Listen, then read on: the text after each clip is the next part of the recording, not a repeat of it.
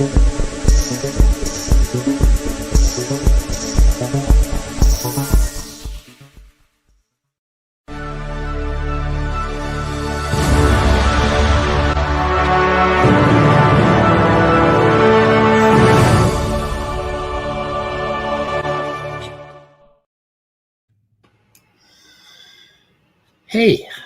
wow. Howdy. I didn't realize it was really going to happen. Is it really happening? Is this really happening? I believe so. Is this really happening right now? Well, it could be on another timeline. Are you manifesting? Are you manifesting in the here and now, or are you manifesting yesterday? You keep talking about that other time zone. It is happening in the one true time zone. But that's what true. do you call your favorite little strange idea about time over there out east? Well, I just figure every time I talk to you, it's like time travel. So that's, Yeah. You call it real time. We just got to work out a way to get the lotto numbers to me, before they draw them, and we'll be all set. So the State of the Union. So, one thing I just spotted recently, HBO, for some reason, every time I turn on HBO, they have Bill Maher in my top hits of things to watch, and I haven't watched Bill Maher for 10 years. And then when I want to watch, I watch John Oliver religiously, and every time I want to watch John Oliver, I have to go type it in order to find it. They will not recommend it to me, no matter how many times I watch it. Yet they recommend Bill Maher every goddamn week. It's like, why are you recommending something I don't watch? I don't get it. And it almost makes you wonder if they're trying to usher John Oliver out and Bill Maher, make him. They give him precedence in their algorithm, which I think is pretty shitty. But anyway, Bill Maher he actually had Brett Weinstein on his broadcast, and he was talking to him about vaccines and crap like that. And like, what the fuck? I mean, it's like there's these fringe guys. Like Bill Maher, there's a lot I like about what he does. I love his what is it called? New Rules, thing that he does. I mean, it's funny as hell, and it's very, very poignant. And there's some other stuff that I like about him, but he's got these little fringe things. And we were just discussing Sam Harris and his, like, he's got a lot of great shit he talks about, and then all of a sudden he goes off on, he says something that just is indefensible, and Sam Harris says it because his mind has somehow logicked him into this spot, right? Whereas Bill Maher does it because Bill Maher's got a little bit of negative energy going on there that he's directing with people. But I can't believe that he actually had Brett Weinstein on, and Brett Weinstein. I can. He talked to Candace Owens. Are you kidding me? Oh my God. Like, what the fuck? It's like, I'm going to do it anyway. I guess he did. He did push back against Candace Owens. She was denying the moon landings, and she said something like, if we went to the moon, why didn't we go back? And something in his head clicked. He was smart enough to know. He said, I think we went back like, a dozen times, or a dozen people, right. Or half a dozen times with a dozen people, or something like that, number. And why didn't we do it again? Because the Republicans cut funding to NASA. They weren't going to pay for it. That costs a lot of money. And, for what gain? I mean, we went there, again, what, half dozen times or whatever the number is. And, we picked up some rocks and we put our flag there and looked around, and it's like, okay, I mean, what's, they keep talking, especially Elon, about putting people on the moon, and it's like, but for what purpose, right? I mean, you're talking about a lot of money for what? Just to be on the moon? It's like, there has to be a bigger plan, there has to be, is there going to be a moon base, something like that, instead of just putting people on the ground just to walk around and stick a flag down? That is what we're working on right now. We're working on the idea that, would it be good to have a moon base? I think we could probably put telescopes. I don't know how that would work, but a telescope on the moon would be, I don't know, advantageous. No atmosphere to go through. What the hell? What happened to that? Okay, ChatGPT. I was gonna mention something that just And I just wanted to say real quick, somebody sent me a picture today of Bigfoot giving the finger, and I was like, all hail Bigfoot. You know what I happen to be wearing today? Is my t-shirt with Bigfoot giving the finger. I mean, what are the odds of that happening? It has to be a true miracle right from Bigfoot. It has to be. That has to be definitely from Bigfoot. So Jay Patrick just did, I'm never sure if I pronounced that right either, but I like Patrick. He just did a thing on Praise I Am. I just put a link out, a little short. Did you watch? I didn't watch it yet. I saw it in the queue though. Should we watch it here? Sure. He's in the chat. You said it was short, didn't you? Yeah, it would be. Yeah, but he just. As long as it ain't no Jordan Peterson crap. And I looked at that Jordan Peterson thing a little bit the other night on the Night Watch. And, and then YouTube gave me a check mark, not a copyright thing, just a little check mark, you know. You're kidding? Huh? Yeah, and wow.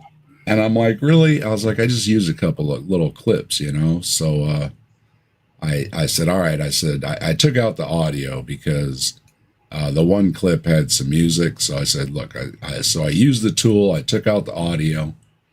I said, there's no more music or anything.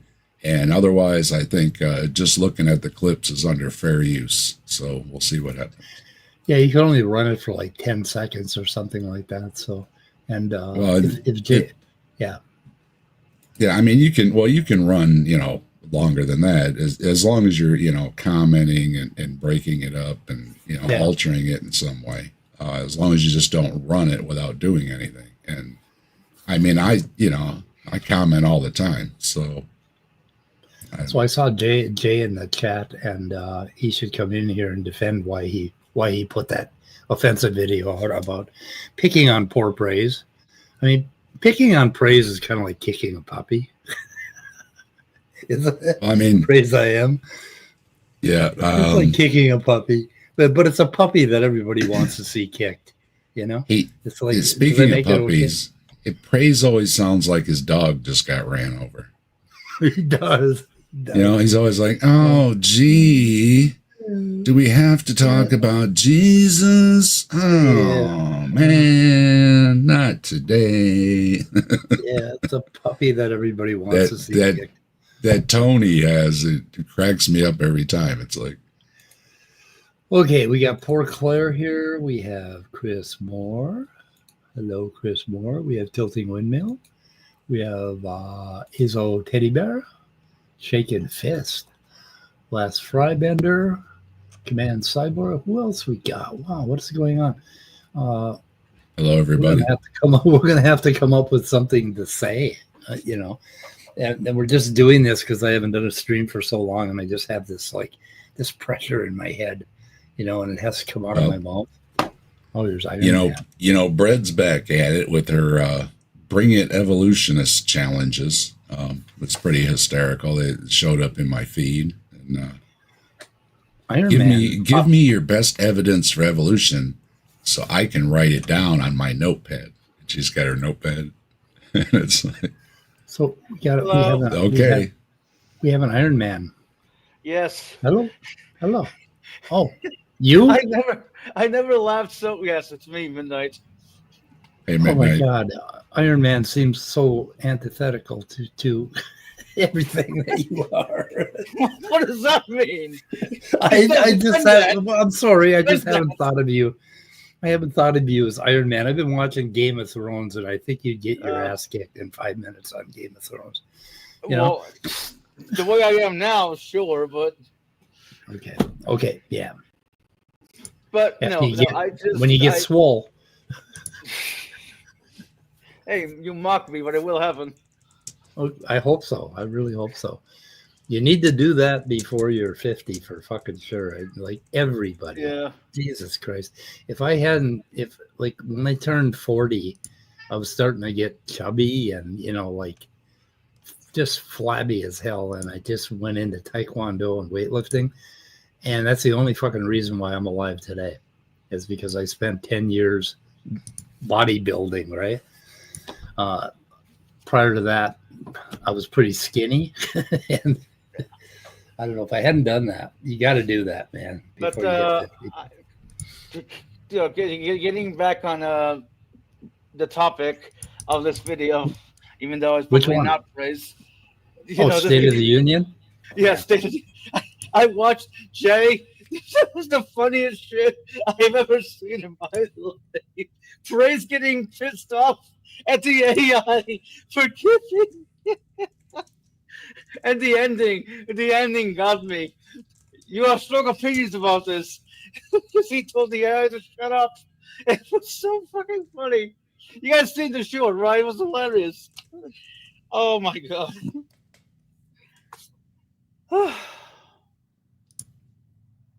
No comment?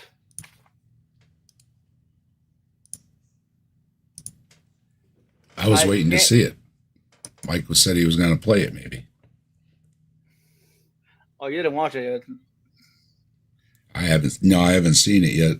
And, Oh, well, Chris in the chat asking about my pond, and I dropped the link for my pond page. You want to take a look? There's a recent video, and yeah, my pond is very green. honestly, I needed something to laugh at today. Thank you, Jay. Oh, it's like I feel bad for laughing because it's phrase, as Mike said, it's like kicking a puppy, a very retarded puppy, but a puppy nonetheless. Oh my god, you're muted, Mike. Chit chat. So the State of the Union. So Erica and Tompkins and who the hell is it? Carter? Is he the other one? They're going back and forth on this human chimp genome, or 99%, or 99.8%, or 85% similar, that sort of thing. There's a lot going on there, and it's Click on Robin's comment real quick, would you? She What's up, Joe? What's up, Joe? Where's Robin? Oh. Robin gifted a captive desk membership. Oh, how do I sign up for that? So what happens if you have a membership, the person that gifts them has to pay like $1 a month forever and ever and ever? No, it's just for a month. Just for a month. Oh, okay. So you Yeah. get a membership for a month. Okay. Yeah, yep. You get a membership for a month. Yep. But I mean, like, people And, would give me money. You people out there, would you give me money? You got it. You got it. Yeah, you got to. Because if they're going to give me money, I want them to start doing it because I really need money. Yeah, people. I mean, if you do enough content, and especially if like doing stuff like this where you interact with people, and folks have different gimmicks too. Different things. You had to get super chats and stuff, and well, of course, like if you're on the debate channels, they always go super chats first, right? Yeah, Robin. I'm streaming with Mike, so I don't have my thing up on here, but. Yeah, I got to put You rock, whichever way I'm pointing. There we go. You rock, and I will play a Bigfoot song, You Rock video, Saturday, for that. I owe you one. I just don't have it up here on because I'm streaming on Mike's channel. Oh boy, you're going to accumulate debt. You're going to have to play like 20 of them in a row. Hey, I will not forget. I will hook Robin up with her song. No problem. Okay, let me see. I'm going to your live. I have to put a link for your. Are you gonna play your short? I haven't gotten permission from Jay. Yeah, you did Let's actually. Oh, he did. Okay. Let me do it. But let me take care of business first. Business. So, Captain's Okay. Desk, how you been, babe? I'm good, Midnight. How you doing? I am better. I am better than I used to be. I know that.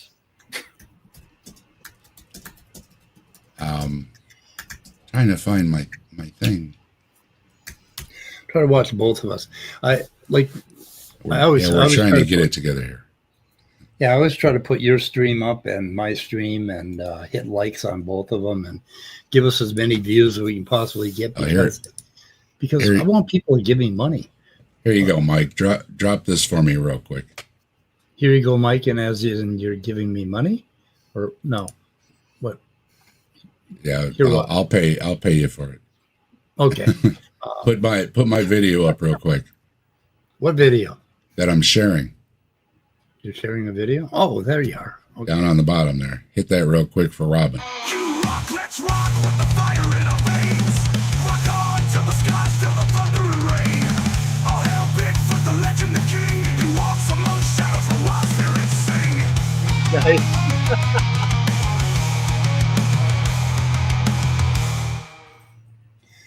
No, you're not accumulating debt, which is good. There you go. Thank you, Rob, and you rock. And yeah, see, Mike, I mean, wouldn't you pay 99 cents for that? I mean, hell yeah. that is worth 99 cents, isn't it? Just, I Exactly. mean, Yes. that video rocks, doesn't it? Yeah. So do you. So does Mike. So does me. So, And one thing I came across is if you aren't getting gift memberships, you want to click on the channel's join button, and there's a box under there that allows you to get or not get gifted memberships. So, folks, if you never got one, you might want to check the box on the channel. It's one of those things that gets checked or unchecked, and you don't know how or why, right? So, yeah, just so you know, yeah, that's how it works. They pick them at random, but yeah, you got to have that thing set there, or yeah, or and it I doesn't haven't work. found that. I haven't found that thing anywhere. I looked all over my YouTube channel for that thing, and I could not find that thing. And Like, Robin just gifted another one. Mike, you got to hit my song again. Is your song still there? So where My is that song's still thing, there. Dave? You keep talking about this thing I got to check, and I can't find the thing. It You rock, let's rock with the fire in our veins. Rock on till the skies, till the thunder and rain. All hail Bigfoot, the legend, the king. He walks among shadows, the wild spirits sing. $1.99. Yeah, Costs $1.99. it's No. yeah, it's $1.99. No, oh no. Okay, remove. Okay. So now I got one I want to share. How about that? Let's Yeah. share No, this. Yes, here it is. Yeah, right under the video on the channel that you're watching, right under the video, there's the join button, right? And that's how you become a channel member.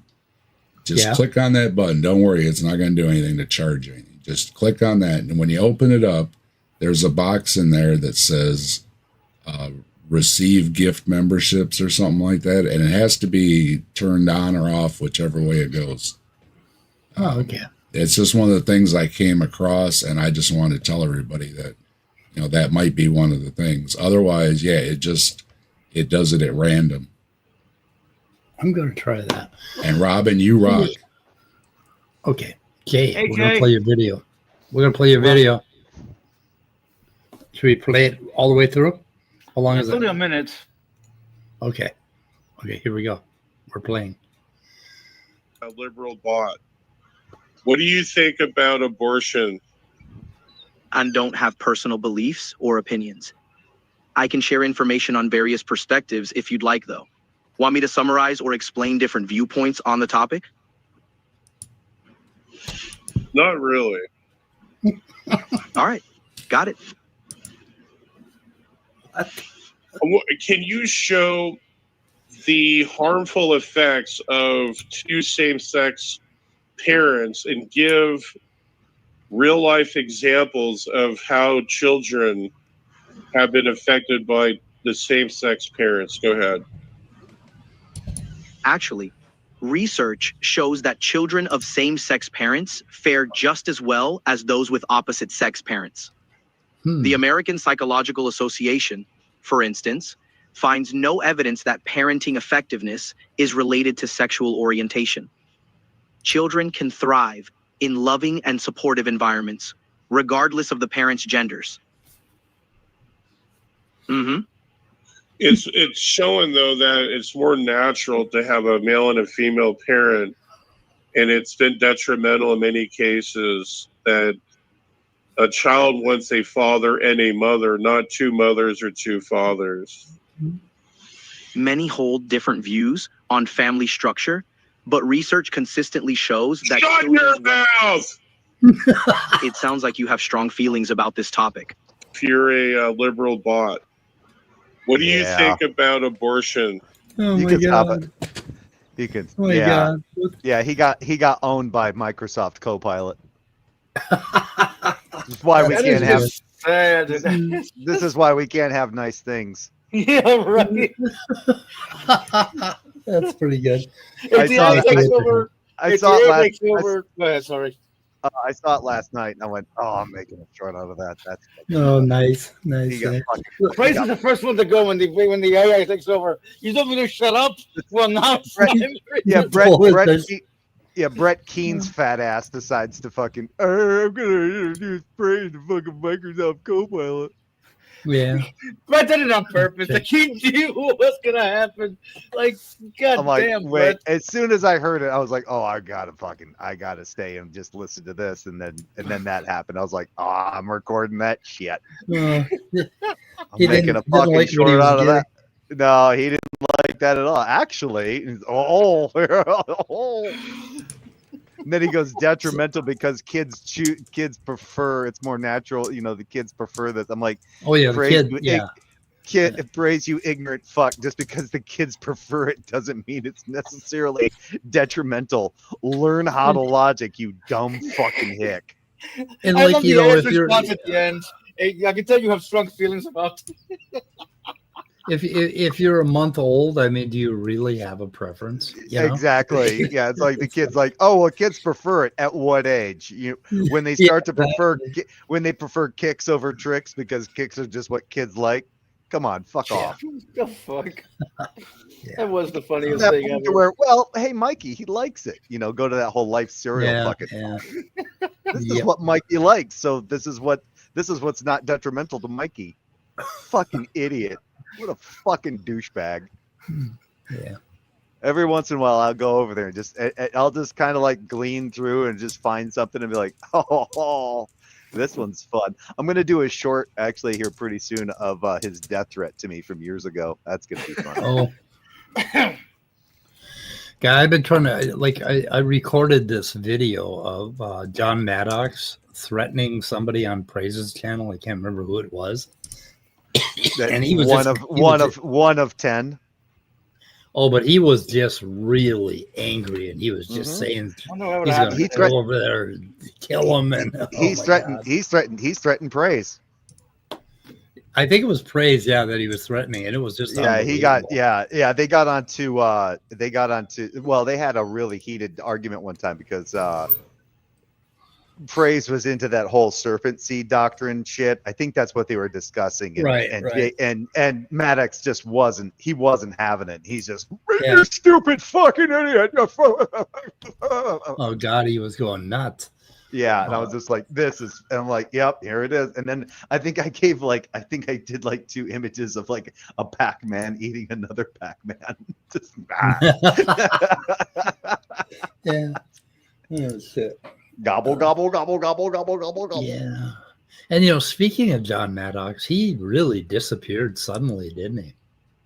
The last video I saw of him, he was doing a video out in the middle of a field, and I'm like, Right. what the fuck are you doing, you goofball? He was trying to do the street epistemology thing with Chris. Yeah, and he was set up in a like an open field A or field. something like that. Right. Yeah, and I'm like, he's like, so far I haven't had anybody show up. I'm like, Yeah. why don't didn't you have get one of anybody- those? Yeah. Why don't you get one of those big fucking inflatable flappy things with the fucking, hey, come beat on me for 10 minutes Oh, or whatever. Do they have an inflatable floppy Jesus?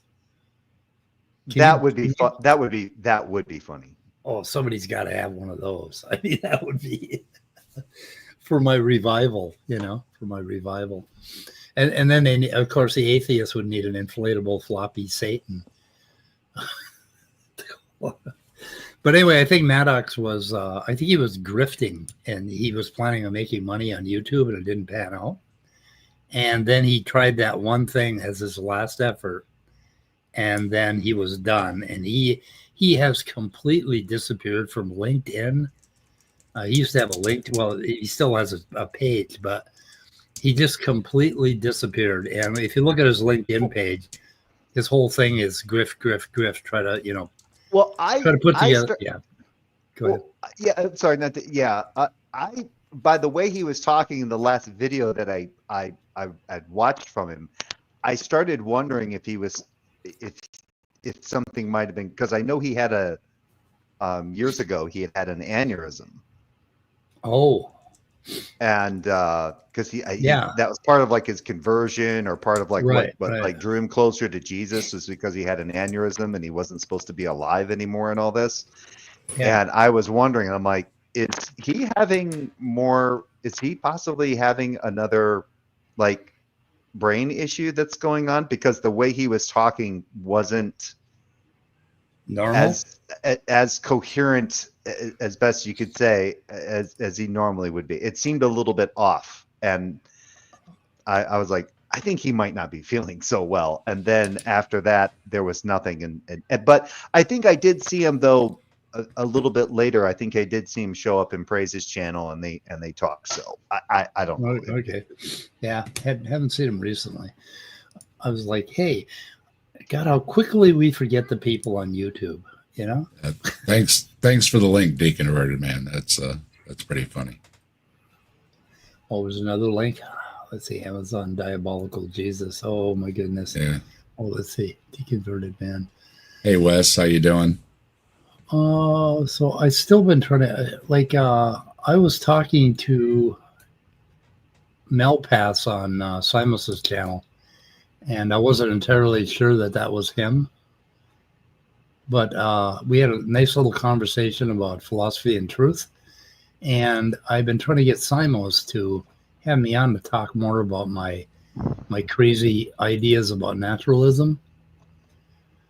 And I haven't been able to get him to do that because Simos never reads his fucking email.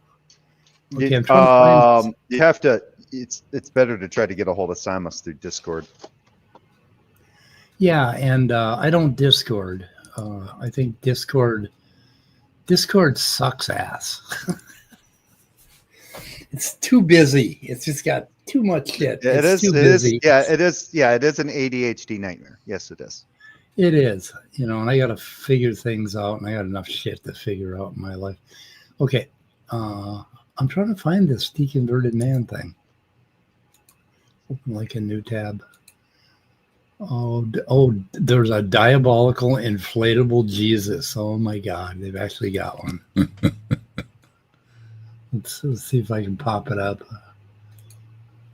Diabolical inflatable Jesus. Oh, let's see. We got to get it. It's only $21. Should I do it? I could put it in my yard on Christmas and shit. Except he'd freeze to death in Minnesota. The thing would get it would just condense. $21. Okay, religious gifts, party festival, Easter gifts.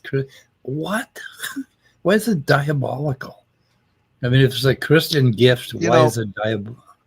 Does it not look like that the Jesus is kind of set up in the pose where you ever see that dance move where the person puts their arms out to their side and they do that shimmy with their chest like that? Yeah. It kind of looks like that Jesus is going to be doing that, like shaking his man boobs kind of thing. I don't know. He kind of looks like a sex toy to me, like a sex doll. He's all glistening and stuff. I don't know. That's just the impression I get. I wonder if he is. Maybe let me There's read. There's nothing like a no. There's nothing about that. There's nothing like a freshly lubed Jesus.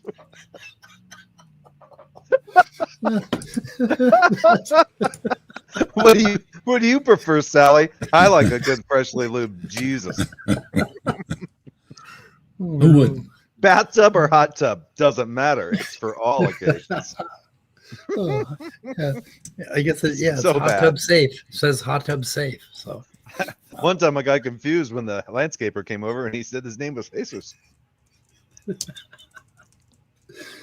oh my goodness. So anyway, what else is going on? Austin Sims did a little video on the probability of protein evolution. And I've been going back and forth with this guy called Ken USA or something like that. Is it Ken USA? Let's see, what the hell is it? Oh, where is he? It's Ken Jackson _US.text. And he's been talking about he had a little probability, back of the envelope probability calculation, which is kind of the same as that 99% similarity with chimpanzees. I mean, if you want to come up with a formula to come up with some number, and if you'd like that number to be low or high, all you got to do is mess with the formula a little bit, and you can get it. You can nudge it any way you want, and it is all so much bullshit. And yet, there are guys like this guy who is absolutely convinced that he has disproven evolution by sitting down with an envelope-sized calculation and a number 2 pencil, and he's basically destroyed evolution by doing this calculation about how long it would take for a protein to evolve. And Okay. what's that? Okay. What did he get to? Sorry. He got to it would take I don't know, like a trillion times 14 billion years or something like that, and it's just it's yeah. Well, here's his calculation. Where the hell is it here? I just saw a video. There's a video on Matt Dillahunty's channel where he was on with Gutsick Gibbon. And I tell you, and it was specifically about like her being like she talks about like young Earth creationist kind of things. That lady is on it. Yeah, she is. I mean, I'm like, holy shit, that lady's got it. She's got it together. That's just all that shit clicks. Here we go. So here he says, here it is. Read it and weep. What if I can make it big? How do I make things big again? I forgot. Nope. that's not how to- Solo layout for yours. The square in okay. your thumb down. Yeah, okay. I always forget that. Okay. So a protein is a chain of particular amino acid molecules in a specific order. Most proteins are longer than 100 amino acids. Some are 1,000. There are 20 different amino acids, so you do, what is it? 20 to the whatever power, 20 to the 100th power, if you want to figure out how many different 100 amino acid length proteins there are. Okay, and so the first thing he does is he comes up with, we have a population so enormous that there are well over 2 trillion reproductions per day in equilibrium with the same number of deaths per day. Okay, right there. We have the same number of deaths per day. Yeah, it's in equilibrium. Basically, the same number of animals die as are created. I mean, it's it's a ballpark, right? So he's making assumptions. But look at his number there: 2 trillion reproductions per day. So on the surface of the ocean right now, there are 10 to the 30th small single-celled animals, prokaryotes, I think alone. There are 10 to the 30th power. 2 trillion is 2 times 10 to the 12th. Okay. So he's that wrong at the beginning, right? Because there are that many, and a lot of these prokaryotes, these single-celled organisms, divide once a day or more. They're capable of it. On average, you could say once a week. And so in a year, you've got 26 times 10 to the 30th. Just reproductions going on out there. And then, for animals and all the animals and plants and everything on land, you'd probably end up with something like 10 to the 12th. You might end up with 2 trillion reproductions per year If you look at all the animals, no, you'd end up with more than that. Quadrillions, I think. Anyways, way the hell off on that. So, but it doesn't matter because this isn't how it works. He's thinking, and I keep trying to tell him, and he keeps saying, "Oh, you're not reading what I said. You're not reading what I said." Now, for a protein to evolve, you don't start out with one amino acid. You pick an amino acid out of 20, right, randomly. And then you add another one, you pick another one out of 20 randomly. And then you keep doing that until you get to 100 amino acids. And then you say, oh, now I'm going to apply natural selection and see if this protein works. That's not how it happens. Do you understand that? That's not how it happens? There were, in the beginning, okay, like say after abiogenesis clicked, and we had single-celled organisms that could reproduce out in the ocean, there were probably something in the neighborhood of 10 to the 40th of those little suckers out there filling the ocean, basically, in all these different niches and stuff. And every one of them would have probably a unique genome associated with it. So you'd have 10 to the 40 different genomes with probably in the early days, the proteins were fragments and a lot shorter. And there were probably thousands of them per organism that were basically being reproduced and tried out. And so there was a unbelievable pool of proteins to start from. And what happened is over time, that got narrowed down to the point where today we have 20,000 proteins in the human genome, roughly, right? And those, 20,000 genes for proteins. And because some genes will actually produce different kinds of proteins, I think it has been estimated that there's about 100,000 in humans or whatever. But out of those, a whole lot of those are families of proteins that are obviously related. So you remember Sal Cordova's zinc fingers? There are about 700, with dipping sauce. There are 700 of them, right? There are a couple of hundred cadherins that basically make your cells stick together. There are, I think there's 800 collagens that, make up your bones and all of that stuff. So there's these big families of proteins where the protein is obviously related and it evolves. But then now at a finer level, inside of a protein, like if you imagine a protein as being a big machine out in your garage, like a huge machine that you bought to do some activity, something, right? And there's these. I wish I knew more about machine shops. I don't, but in that machine, you'll have various parts of it. Like you'll have maybe a cutter, like a little part of it that does the cutting, and you can turn it on a screw and you can turn a rod into a screw with it, right?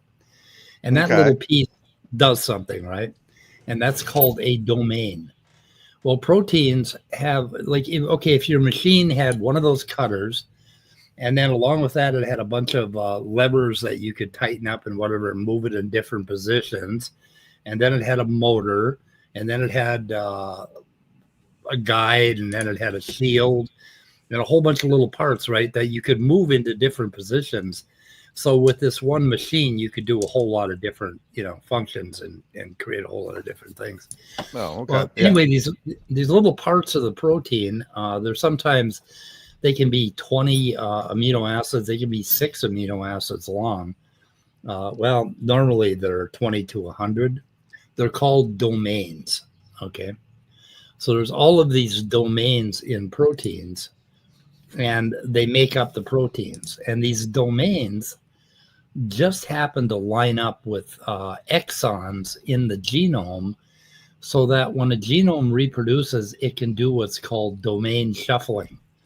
So you could take this machine that you have in the garage, and you could take a bunch of parts from it and put it into another machine and make an entirely new machine very quickly by just taking 3 or 4 parts from one machine, plugging them into another machine, because that's how proteins work. There's this possibility of duplication, of domain shuffling, and a bunch of other things.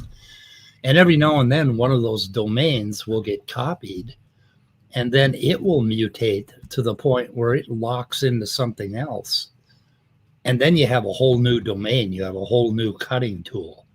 So that would be like creating a new cutting tool from an older one. And this sort of thing happens all of the time in evolution. And that's how proteins evolved. And you're going to end up with proteins that are homologous to other proteins.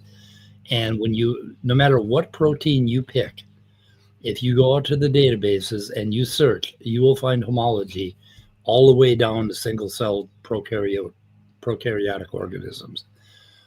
Does that make sense? You have questions about that, or so it's not amino acid at a time, and there is no big target protein. Like one protein can be mutated hundreds and hundreds of times and still have the same function. I'm curious. Can you send me that Ken Jackson text? Can you post a link to that in the private chat so I can like? I got it as a text file. I can send. I can email it to you. Yeah. When you get a chance, do that. I'd be curious to run it through lot 3. Yeah. Okay. Yeah, I'll email it to. But you can also read it on. If you go to Austin Sims channel, is there any chance I can get you to give me a link for that, Dave? On Austin's link? Yeah, to that latest video that he did. That sort of thing. Yeah, you can read the original conversation if you select newest first, and you'll have. So that's part of a. So that's part of a conversation that they're having on a comment thread. Yeah, that I'm having with him, basically. Yeah. Oh, okay. Yeah. He wrote all that in a comment thread. He wrote. Well, I wrote a lot too, so this is my comment.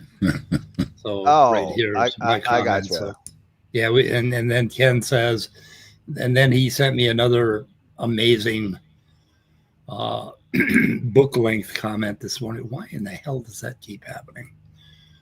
Book length comment this morning. What? You want Austin's improbability video? Yeah, that one. Yeah. You know, you don't have to save them like that. You can actually save them as a printed PDF. Yeah, I know. Wait a minute. The comments? Yeah, if you highlight all of it and then you right click and you hit print, you can do it as a PDF and it will it'll print it as a PDF screen of everything that's on there. So it'll show, so you can screen share the whole PDF and it will show it exactly as it is on YouTube. Is there any way to get it to expand everything at the same time? Oh yeah, you just have to go through. So you have to go through all of it and click on more so that it expands every right. Because sometimes when you go in, it'll have like they'll be abbreviated and you have to click on more to kind of open them up. So you have to make sure they're all opened up, go through all of it, open them all up, and then you just highlight all of it from normally I think it works better if you go from bottom to top. Get to where you want it, and then you right click and you hit print, and when your print screen comes up on Windows, you can print it as a PDF, as a Microsoft PDF, and it will print that whole thing as it is, just like that. Yeah. There's something else I just discovered. What the hell was it? Oh, Wikipedia? You can print any one of those pages as a PDF, and I didn't know that. Mm-hmm. I've been creating my own PDFs out of those by going to Word and then converting it. What an idiot. If you click up in the right hand corner, you can print any Wikipedia page to a PDF. Mm-hmm. And I did not know this because I'm old and weak. That's why. Weak-minded. Anyway, but I'm working on a Python program to pull all the comments from a video.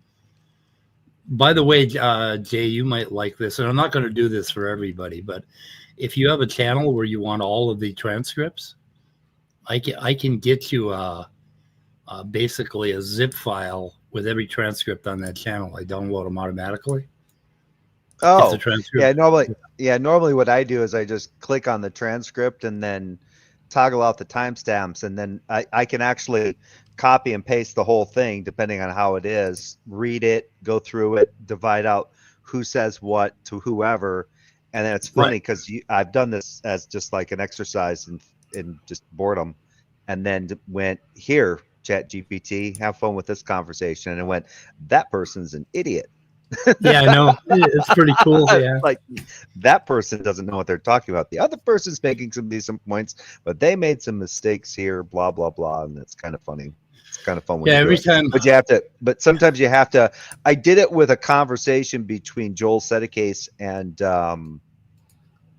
Peter DeTucker. Gonna go for it, and I wanted to see how well it would sort it out. It did okay, but it fucked up a few. Yeah. It made a few of Peter's. It made a few of Joel's Peters and a few of Peter's Joel's. So I was like, "Oops, yep, it can mess that up," because those transcripts are auto-generated. They're not very specific, so it's up to the AI to kind of try to. They've got to try to sort it out based on context and wording and all that kind of stuff. So it gets a little weird. Yeah. So I've got a Ruby program that takes those. You can copy that transcript into a text file, and it converts it into. What it does is gets rid of most of the timestamps. It gives you a timestamp every minute or so, and then it formats it so you can plug it into a Google Doc. But then I wrote a Python program to go out and get I went out and got every transcript on Erica's channel, and what you can do is put it in a directory. So you've got all the transcripts. I did it for my channel, and if I want to search for something like some keyword or key phrase, you can go out to a Linux shell or a command prompt, and you can grep it, and you can find anything across all your videos. Because if you're like me, doing this you've been doing this for years. If you want to find some little thing that you mentioned a long time ago, you don't want to look through all your videos and try to find it, right? Yeah. Anyway, I will do that for friends. I don't have it in user interface form, so I kind of have to run it and set it up for you. But it's a nice little piece, and I would never give it to believers. I would always do it for atheists. Well, if you notice what some of the believers that we know of, how they utilize AI, it doesn't work out so well for them, right? Yeah. Right. Yeah, I noticed that just now. I just noticed that. Oops. I want to know like the detrimental effects of same-sex parenting. Like, show me what that is. Yeah. Actually, Well, according to statistics, yeah. Shut up. Yeah. You shut your mouth. Like, yeah, I don't think he was being that serious about it, but it was still funny. I was like, yeah, it's still gonna work. Oh, that is funny. Yeah. I still like the fact that in parts of Oklahoma they turned the word shown into a 2-syllable word. It's showing. And he's not the only one that does it. His sister does the same thing. Olive does the same thing. She'd say showing. So I don't know if that's like a regional thing down there or what, but they'll say showman. I've already shown that. Yeah, they won't say shown or it's already been shown. They'll say showman. Or showing? Showing. Yeah, instead of saying shown, SHOWN, they'll say showing. They'll convert it to showing. Yeah, I think we do that up north where I come from, and we do similar things. Like we'll say go to show, or we'll get loan and go show. We're gonna go show. We're gonna go show. That means go to the movie. Oh, I don't know. Yeah, there's all sorts of little idiosyncrasies like that. That is it soda or pop? No, it's pop. Oh, you're in that part. Oh yeah, he's in that part. Yeah.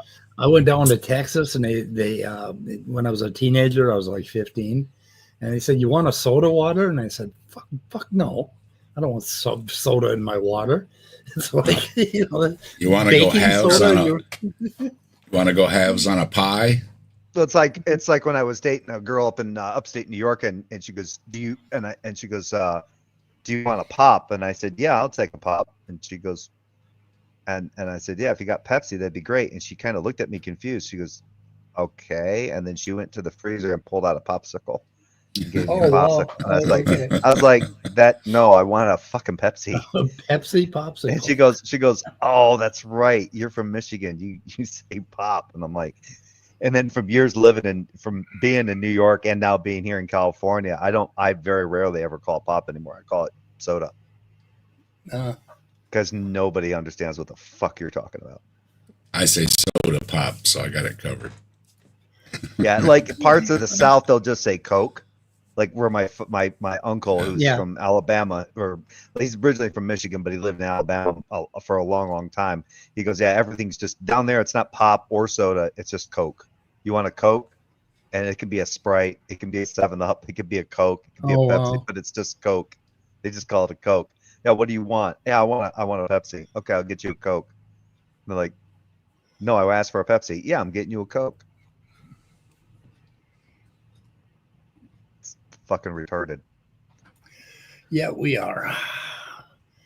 I do have an interesting theological conversation where I utilized AI in having a conversation with Praise, and he didn't do so well.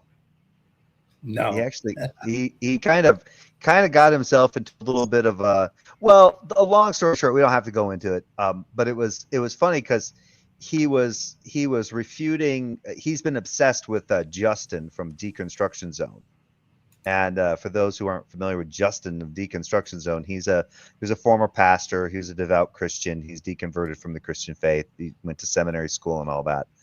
And he runs Deconstruction Zone and DZ debates, and he runs like an open call-in thing. People call in, and talk and challenge on these particular theological conversations. You know, slavery in the Bible, the prophecies of Jesus, and all that shit. And there was a video that apparently Praise took objection to, and so he decided to do kind of like a little snazzy kind of like AI misrepresentation of what Justin was saying. And essentially what Praise was trying to say is like, when you read this particular part in the Bible, the way that the semantics work, God isn't actually doing anything actively. It's a passive thing, right? Okay. So God's not actually causing something to happen.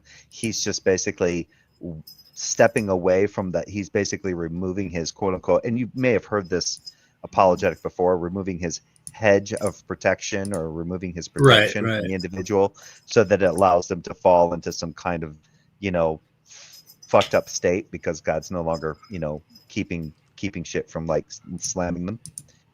And it was funny. So I decided I would just throw something out there about, because he was talking about 2 Samuel 12, and it was about this prophecy about David's wives being raped by Absalom. And then later on, but later in that same chapter, it talks about how David's kid, who he fathered with Uriah, with Bathsheba, who was the wife of Uriah, the guy that he, you know, sent to the front lines so that he could die, so that David could take Bathsheba. The first kid that he had with her was stricken with illness and killed. And in the NRSVUE translation, it says God struck the child with illness and the baby died, right?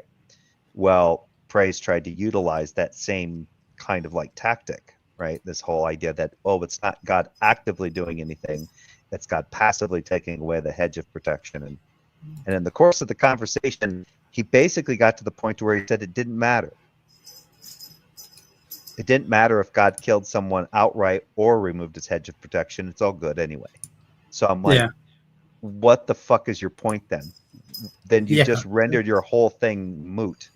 Yep. You're sitting there trying to say, well, Justin doesn't know what the fuck he's talking about, because in order to be honest with everything, it's actually passive. It's not active. But actually under scholarship in the, what do they call it, the Hiffle. So if you're looking at like from a literary critique under the actual ancient Hebrew, it's that the Hiffle or the stance of these words is actually in the active case, not a passive case or a permissive case. So it was really kind of funny to watch him try to, and I'm like, so I'm like asking ChatGPT, like, where do they get this from? And it gives me an entire list of like a list of like 4 or 5 people who actively kind of engage in this. And one name really stood out, Paul Copan. And I'm like, yeah, Copan. These guys draw a lot. Paul Copan is an apologist. He's a Christian apologist. He's one of the ones that, when it came to the debate about the endorsement of slavery in the Old Testament, basically came up with the analogy about like NFL players. What? Yeah. So basically what you have going on in like Leviticus 25, when it talks about, as for your male and female slaves, those that you may purchase them from the nations around you. You may purchase them from the foreigners that reside amongst you. Oh yeah, okay. Yeah. So you can And so buy what in. happens? Yeah. So what happens is that this is contractual. This is quote unquote contract language. Not saying that these people are being bought as property, but they're like NFL players. They're being Right. contracted for their work, right? And I'm like, then why does it say in Leviticus 25:39 to not treat Israelites that way? Yeah, and it is a little bit different. You got to admit. I mean, slavery. But he came up with it because it was a way of like basically, and in a way it implies that the translators didn't know how to fucking translate that shit properly, right? Because they always get into their own quote unquote hermeneutics. And then you ask them, like, you do realize that you're implying that the scholars that were basically working on these translations, who understand ancient Hebrew, ancient Greek, and all this kind of shit, you're essentially saying they didn't know what they were doing. They didn't actually know their job. Wow. You know better how to translate this stuff than they do. And then they go, oh, no, that's not how it works. I'm like, yes, it is. You're saying that the word slave there shouldn't be the word slave. You're saying that, no, you got to look at it in this historical context. And I'm like, yeah, well, that's the problem. We don't know that that's historically the case. The only thing that we can go on is the narrative. And the narrative is that God is telling Moses to tell the people that this is what they can do. But they always try to change it to a historic one. And it's really kind of funny. Do they read those passages in your average sermon and Sunday in school in churches? I didn't even know anything about that stuff until later on in life. And I was brought up. I mean, my dad read my brother and me the Bible from beginning to end for Bible study. We just kind of glossed over those sections. We never really even got into it that much.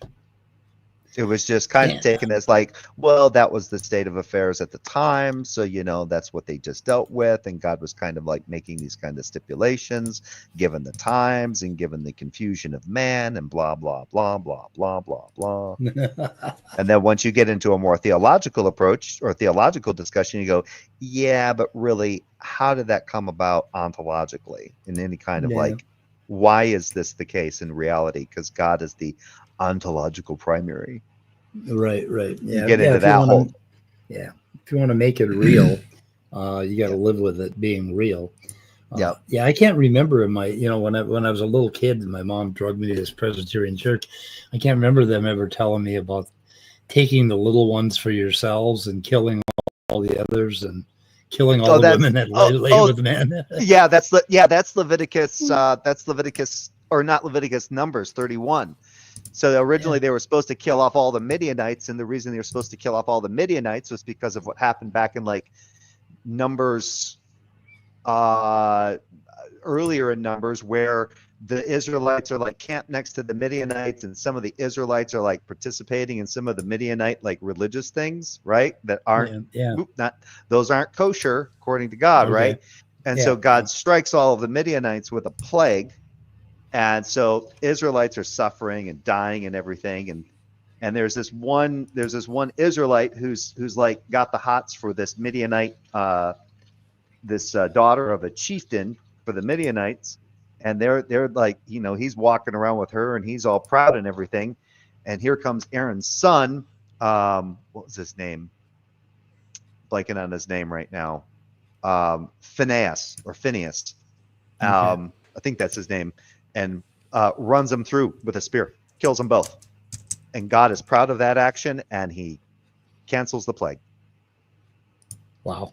Plague is over because this guy, this son of Aaron, took it upon himself to rid the evil from the Israelites' sight.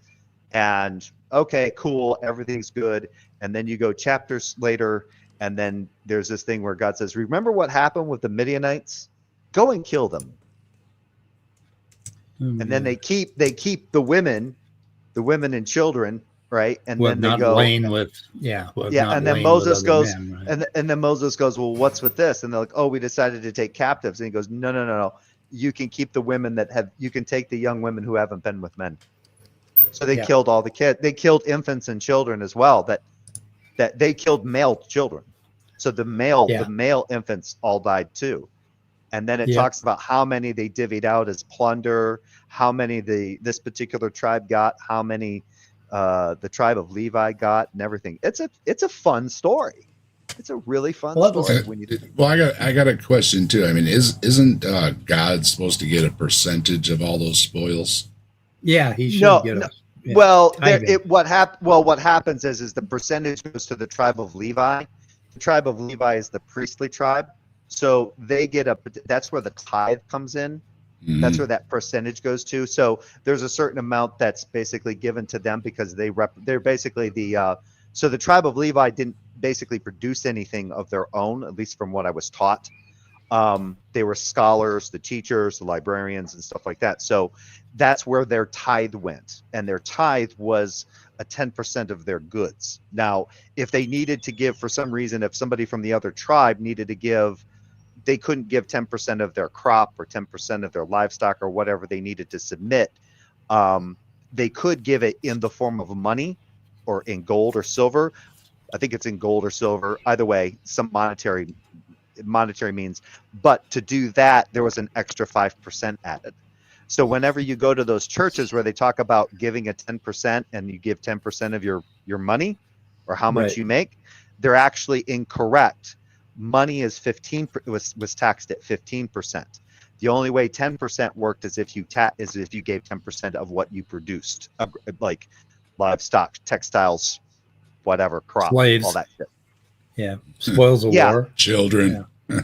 Children. Well, the thing is that it didn't seem like they actually did that with slaves, but they could get they could participate in the slave trade with other nations. They just didn't have their own slave trade. Their slave trade just happened within their own ranks as debt servants, but they could get those male and Hebrew slaves from nations around them. And if, like, you had a tenant farmer who needed to pay off a debt, they could sell their kids to you or whatever, and then they would become permanent property. Now, what about spoils of war though? Were they taxed in any way, or? No, they just had to basically make sure that they allotted a certain amount to the tribe of Levi. Okay.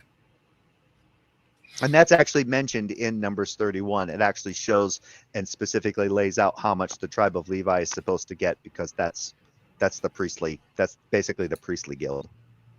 Yeah. So if their name ain't Levi, I ain't giving them nothing. So they got to jump through a whole lot of hoops, basically, to justify the literalism in the Bible. Mm-hmm. And I'm sure they do a little picking and choosing.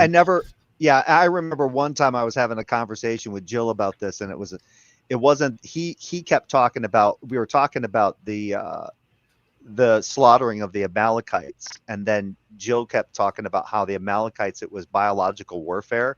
He was confusing the plague of Peor and the Midianites with the Amalekites. He didn't understand, like, he got the stories mixed up in his head.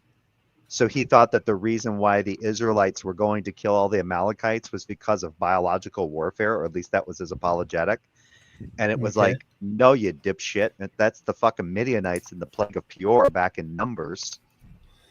What are you doing? And I think to this day he still gets those ones confused. Because he's like, well, these, and I actually heard Joel Sedekase on a channel talk about the 2 Samuel 15:1, where it talks about the destruction of the Amalekites, and he gives some stupid ass, like, he gives this kind of like very generic, like, oh, it's because they were so flagrant in their unrighteousness and shit. And I said, it says right there, it says for what they did to the Israelites when they were coming out of fucking Egypt. It happened in Exodus 17. The Amalekites, here come the Israelites, and they're wandering around the wilderness, and the Amalekites see them coming, and they're like, fuck you, no. So they go to war with the fucking Israelites. And there's this narrative where Moses has got to hold his staff above his head, and as long as he keeps his staff held above his head, the Israelites will win, right?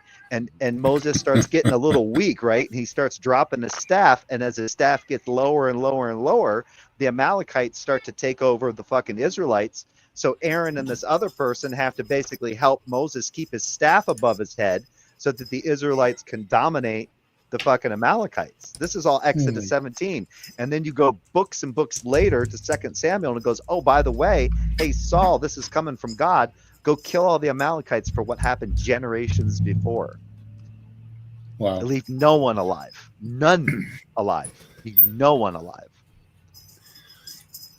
Now, wouldn't it be great if they were in charge of our government?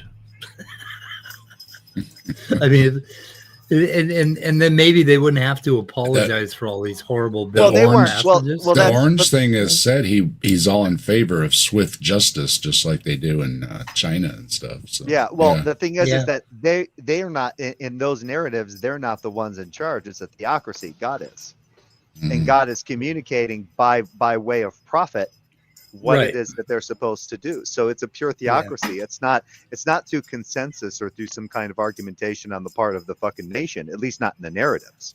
How they did things actually historically is one thing, but according to those narratives, it's supposed to be a theocracy. So everything is basically dictated by God.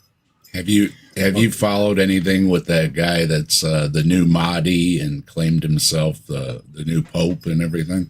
No. No. Didn't somebody do a video on him recently? It's a cult in the UK, isn't it? A bunch of folks have been covering it, and I mentioned it a little bit. That just there's a prophecy for the 12th Mahdi or something like that, and he's claiming it because nobody else has in the last how many hundreds of years. So he figured, okay, and he raised his hand. Then he watched the new Dune movie and said, that sounds like a good idea. I can be like Paul Atreides. And he declared himself Pope too, because he was the first one to call it when the Pope died. Wow. Kind of like not it or whatever, you know. Yeah, I think Opposite. I think Nicola sent me some links on that one, but I never got into it. I was just like, neat, another freak. Yeah. He's raised over $9,000 though. Last time I looked at his video. Well, that doesn't seem very good. I think he's failing. Yeah. I mean, Joel Osteen's racked in a fortune along with Colt. Well, you got to start somewhere, you know. Yeah, you do. Yeah. But if you're not selling eternal salvation, then what are you selling, right? It's a world peace thing. They're very kind of Hare Krishna kind of thing, you know, where it's all, you know, smiles and love and, you know, and we're going to take over the world, but we love you. Yeah, until you start to like backslide or you start to go, wait a minute. Then they're like, fuck you, get the fuck out. And they're like, what happened to smiles and all that shit? No. That only goes so far there, fucking apostate. Yeah. The Nurse Ratched smile is what I call it. The Nurse Ratched smile. I was just amused at how he just called it. You know, he just basically said, nobody else has claimed to be the new Mahdi, so Obviously I am. I may as well do it. Yeah. And everybody knows that if you claim something, it must be true, right? Because you can't claim something that isn't the case. Well, I don't think it's really it depends kind of text in Islam or something on who actually follows this prophecy. But there's a 12 Imam, 12 Mahdi prophecy. It's kind of like the Pope prophecies and everything else, right? When they run out, that's when everything's going to happen. So, yeah, whatever. Yeah, it doesn't tickle my fancy anymore. I mean, I was raised in the Christian faith for many years, and then it just got really boring. And I was still a Christian for many years afterward. But well, the last Pope is supposed to be Peter or something like that, and he named himself Leo, so it didn't work out. Oh well, yeah, he's an American. They can't have that. They didn't get their prophecy on the last Pope, because supposedly there's only one space left in the Vatican for a Pope picture.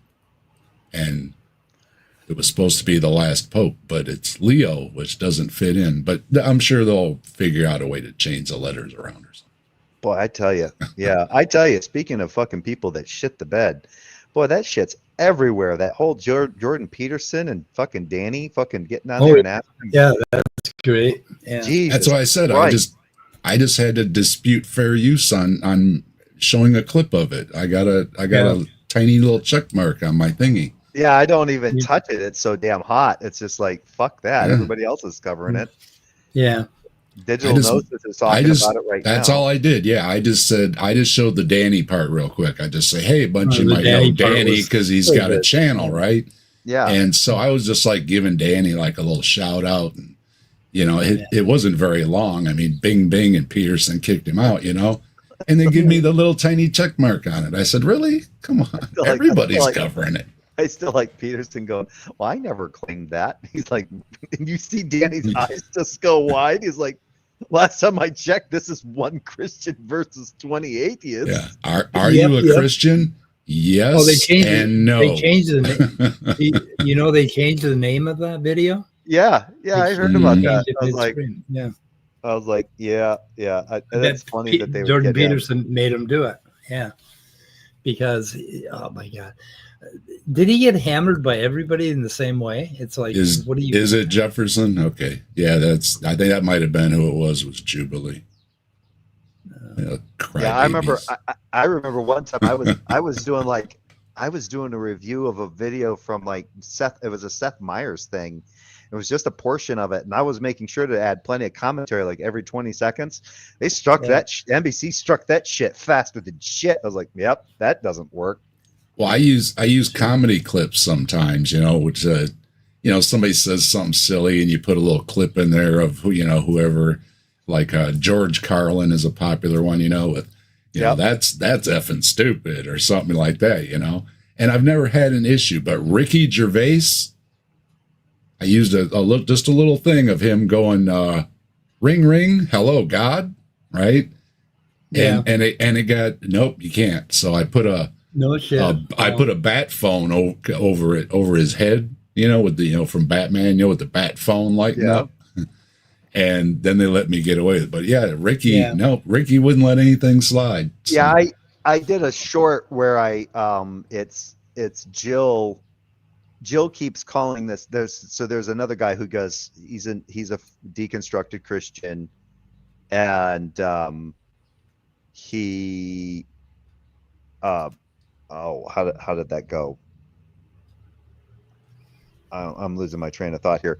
Oh yeah, so Jill, there's a guy named Joel Reads the Bible. That's the channel, and he's a deconstructed Christian. He's a former Christian, and he kind of does like a call-in thing, similar to like Deconstruction Zone does, and many others do. And Jill apparently has a problem with this individual as well. And when Jill is covering the guy's, Jill went on the guy's channel and had a conversation with him for a little bit. But when Jill did a video going over his short conversation with Joel, he keeps pronouncing his name Joel. Yeah.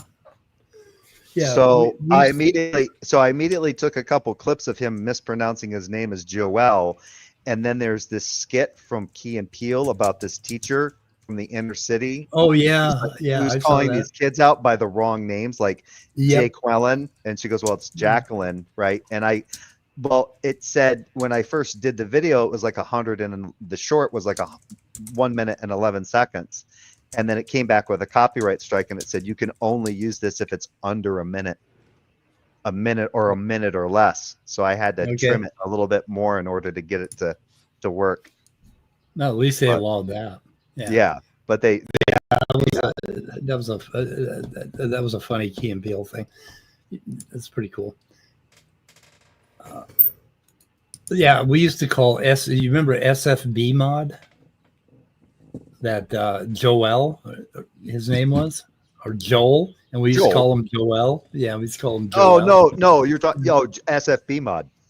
Yeah, you used to call him Joel. Yeah, that's SFB mod. Yeah, Joel. Yeah. That guy he was so full of shit. Oh, he still thinks that fucking Einstein is a Christian, and then Spinoza is a Christian, and you can't, and atheists can't do this, and atheists can't do that because of this, and I'm just like, you sir are like what the first time I had a conversation with that guy was on Praise's channel, and it was a decent, it went fine. It was Really? it wasn't a rowdy conversation or anything. We were talking about he was talking about cellular technology, and apparently he figured that he was under the impression that 5G technology was a hoax because 4G technology could do the same thing as 5G technology. And I'm like, apparently you have never heard of FCC like restrictions on bandwidth, right? Because Yeah. 5G does not extend the same distance as 4G, and there's bandwidth limits based on, because the higher the frequency, the shorter the range kind of thing. Yeah. And he was trying to basically tell me all of this stuff. And then once I got done talking to him and everything, I got to thinking about, I'm like, this guy's completely full of shit. He is. Yeah. He's completely full of shit. It's like he doesn't understand. He's like, oh, they're just coming up with that stuff arbitrarily in order to sell new phones. And I'm like, yeah, that's why they spent billions of dollars like putting 5G antennas and attaching them to the existing LTE and 4G towers that are out there, understanding that there's going to be a difficulty with this because the 5G frequency is going to require it's going to require more transmitters in order to saturate given areas because of its limitation on the amount on its, the amount that the signal range is much more restricted.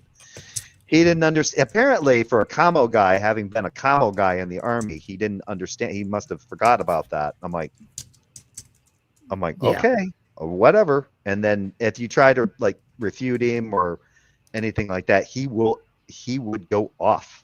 He would just yell at you, just And Well, one time, go ahead. He was trying to. He was talking about working at SpaceX and design, basically being involved in all this rocket science. And he was like a rocket scientist, and he was hobnobbing with Elon Musk and all this bullshit.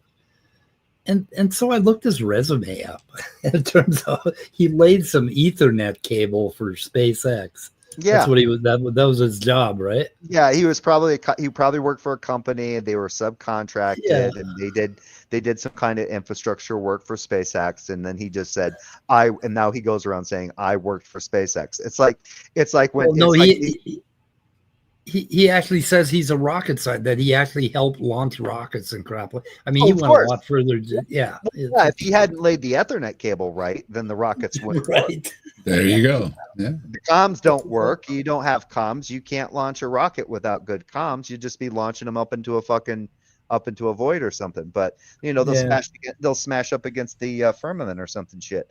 But yeah, my brother did it to him one time. That's what's happening to Elon's big rocket. It keeps hitting the firmament and coming back. It keeps hitting the firmament. Yep. Just keeps confirming those flat earthers. That's what happens.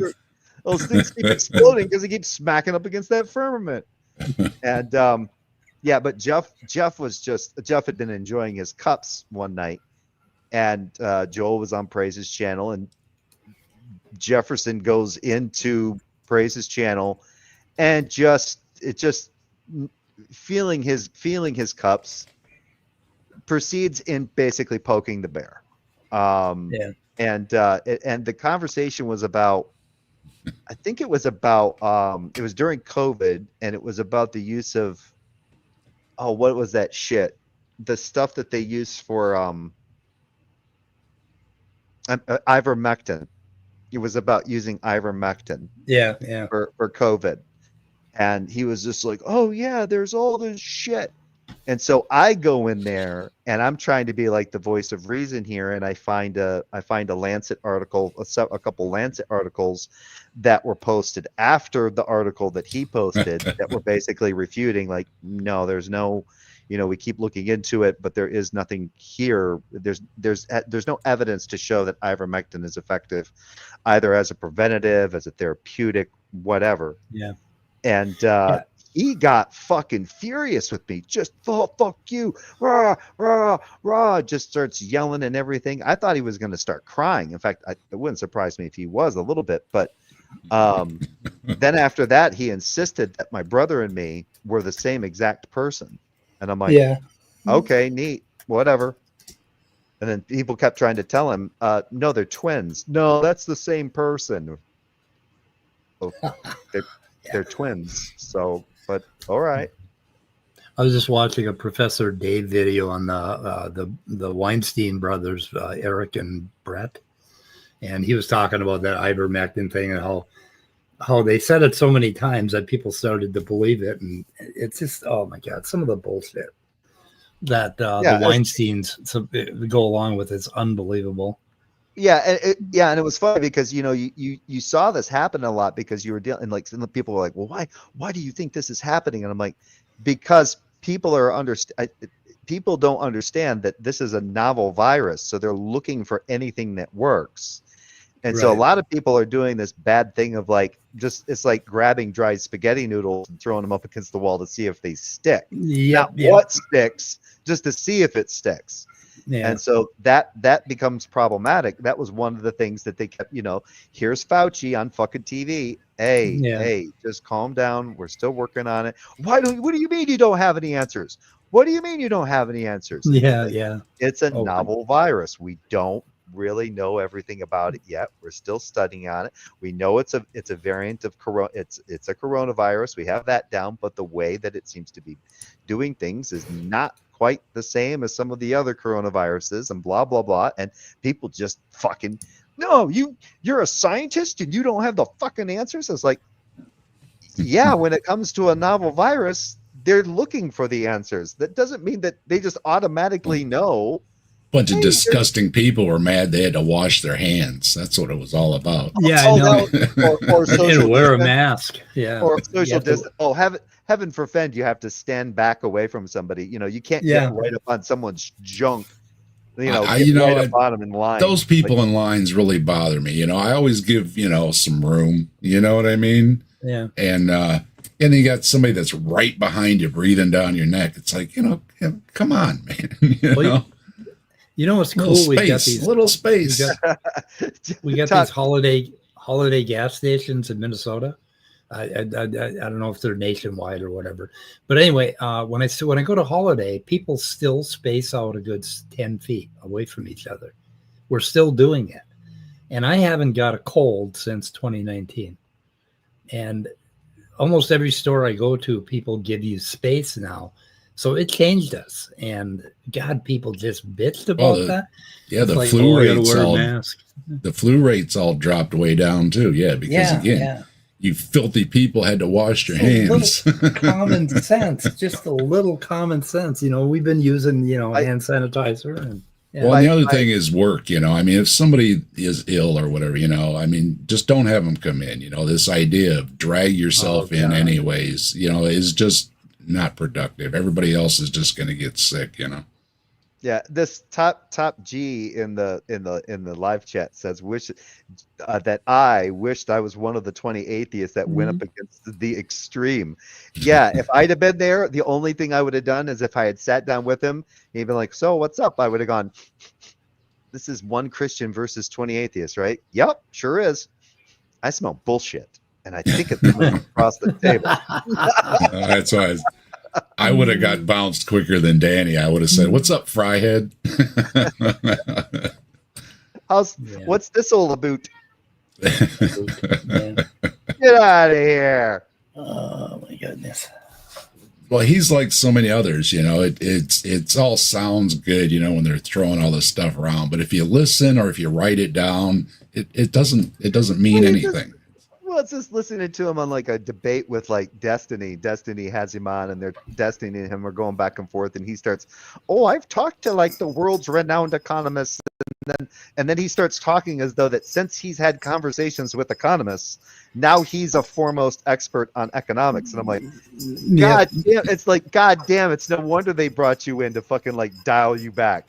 Just because you have talks with them doesn't make you a fucking. That's what that Weinstein idiot just said. I just spent 5 days talking to some physicists, and it's like, well, obviously you got it all figured out then. I talked to an MIT graduate who majored in quantum physics for like 5 hours, and you got it all down. Step up, Jay. Come on. Yeah, come at me, bro. Come at me, bro. Debate me, bro. Okay, how far can you go? I got as far as observer effect. I have nowhere else to go. 5 hours and that's all you've got is observer effect? Yeah. Well, we're just the woke mob, though. What do we know, right? The woke mob. So, Get your those, t-shirts now. yeah, woke mob. Those, I got a friend that keeps calling me part of the brainwashed woke mob, and I'm not sure how our friendship is going to survive this, but anyway, he loves calling me woke, and I'm thinking of the word woke, and then I was thinking about that Leviticus thing we were talking about. Like, if that is the opposite of woke, then I'm fucking woke. I'm going with woke. Well, isn't it odd to be proud of not being awake? I know, yeah, or proud of being I'm tough on unconscious. people. Yeah. Yeah, I'm Well, what was unconscious. I'm just walking around. Well, I think it was a skit. I think it was a part of a Bill Burr skit. And he goes, "Yeah, woke. There was nothing wrong with that, but some fucking whitey just had to fucking go in. Oh, that's cool. The black people are saying it. I'm gonna fucking make We that need- mine. Yeah, Shut I'm the woke fuck too. up. We need more Shut people on cruises, according to Bill Burr. My favorite is that interview when they asked him, "Didn't you go too far?" when he was making jokes about the Catholic Church, and he looked back at him and he goes, "Don't you think the church went too far?" Yeah. Yeah. Yeah, I remember him. I remember somebody in his. I went to this live one. It was in San Jose, and there was a MAGA supporter sitting near in the front row while he was doing his skit, and said something to him. And man, he fucking went after that guy. He's like, "Yeah, because you're fucking racist," and just they shut that guy right up. He goes, "Holy shit!" I'm sitting here trying to do a bit, and this guy won't shut the fuck up. Oh, and I'm like, yeah, dude, that was a fucking mistake. Just keep your mouth shut. Yeah, most of them are used to dealing with it, so they've got their stuff ready to shut down the hecklers. Yeah, it was funny because he I still remember it because we saw him in Stockton and he was talking about, yeah, how many of you voted? How many here are Trump supporters? And a bunch of people, because Stockton, I think predominantly. I don't remember it's 50-50 or if it was 60-40. But okay. Trump got a lot of voters from that side of the state and here in California, and people were just cheering and everything. And he goes, "Oh yeah, you didn't remember what it was like to have him that first 4 years?" Yeah. Nope. What the hell did he try to? I saw a short clip of him try to pronounce a word the other day, and when he fucks up, like when he can't pronounce a word, what the hell was it? It was not inoculated. It was something a little complicated. It had 5 syllables or whatever. And Who is this? Well, Trump. And like he trails off and he starts going, like there's marbles in his mouth. Instead of mispronouncing the word like a normal person would mispronounce a word. Or he goes, he won't admit that he just doesn't know how to pronounce it. Oh, that's a twister. He'll just blah, blah, and just push through it. Yeah, he keeps going, and it's like, what the fuck it's are like you the doing? show. Yeah, it's this mentality like the show must go on. So if like you're doing a live performance, if you fuck it up, just act like it's okay and just keep going. Well, it's easy when you don't use periods or commas. Yeah. He just does one long run-on sentence. What was it for Memorial Day? He has this post, right? And my wife shows me the post. Oh my God, that post. All you scumbags out there, have a happy Memorial Day. She shows it to me, and I look at it. I was like, "Yeah, all caps, hardly any punctuation. Yeah, it's from him." Yeah, you can vet it. Yeah. And then there was a nice little one about the Pope passing. You know, our deepest condolences. This, that, and everybody was saying he didn't write that. Yeah, it was all properly written. Right, no caps. No caps. Proper punctuation, very succinct. No rambling. No. That was the assistant that did that one. Yeah. Oh, and then he was talking to these West Point for the graduation or whatever, and he says, modern Warcraft, we have this new thing called drone. Oh, did you hear what he said? That the military's job is to spread democracy around the world. Yeah, with a gun. Yeah, with a gun. Yeah, you see, With a gun. You're going to be democratic or else. Yeah. Then he started talking about stealth bombers, and he said, "Yeah, they have these stealth bombers, and they have wings, and sometimes the wing is one way, and then you can't see it, and then the wing's another way, and They were laughing at him. Were they laughing at him? Yeah, Oh, one time he's like, "What's that?" or something, because they were laughing at him. He didn't understand why, about the because you're an stealth idiot. bomber. Yeah, it's like, holy shit, you're talking. And these to aren't, people and these who- aren't like, this ain't like boot camp folks, right? No, I mean, this is these people are people going to be in college. officers. Yeah, Yeah, yeah, they're they're going to be officers and stuff. Yeah. Yeah, they're all thinking, why couldn't I have been like the previous generation where they were like myself, where my commander in chief was an adulterer and did weird things with one of his aides and a Yeah. cigar. It's like, yeah, why couldn't it have been like that? I had Bill Clinton as a commander in chief. He's another one. He's a Jordan Peterson wannabe with his, depends what your definition of is. Yeah, I like that one. And there's Peterson. Well, what do you mean by believe? And it's like, the hell, everybody pretty much can agree what believe means, right? You kind of accept something to be true, right? What do you mean by believe? Can you define that? Well, it can also be Brian. your epistemic state on what you hold to be false. Yeah. For any given justification. But Either you way, can't- yeah, it is funny because. But you can't be a Christian and not a Christian, because he got asked, "Are you a Christian?" He's like, "Well, yes and no." It's like, Yes and no. I don't think it's a yes or no. I think it's either or. Well, there's a way of explaining it. You could kind of be like this idea of like a cultural Christian, where you kind of go, yeah, I kind of like some of the teachings of Christ, and then they go, but are you like a Christian? No, but I don't have a problem with some of the ideology. Yeah. Right, he's but just- he doesn't specify that, right? And it's not hard to fucking specify, and it's not logically incoherent. It's just like, yeah, I've read some of the stuff. I've read the Gospels and read some of these things from Jesus, and some of these things I can respect, I can get behind, I can see where they can work for the benefit of maybe a society and stuff like that, and I don't have any problem with them. Yeah, but are you a Christian? No, fuck that.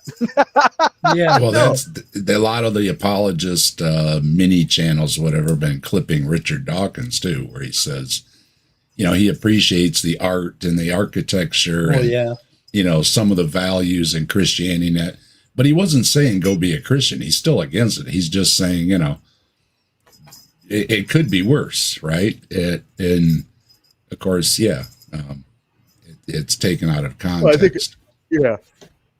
I think no- everybody. I think people should watch that conversation that he had with Matt Dillahunty. I think that was kind of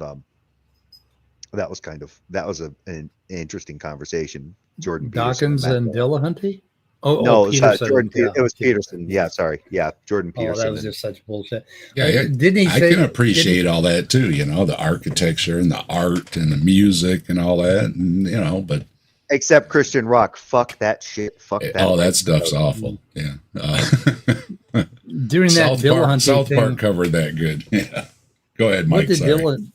during the Dillahunty thing? Didn't Peterson say that you couldn't quit cigarettes unless you did mushrooms or something, or some Oh, fucking I don't thing? know. I didn't.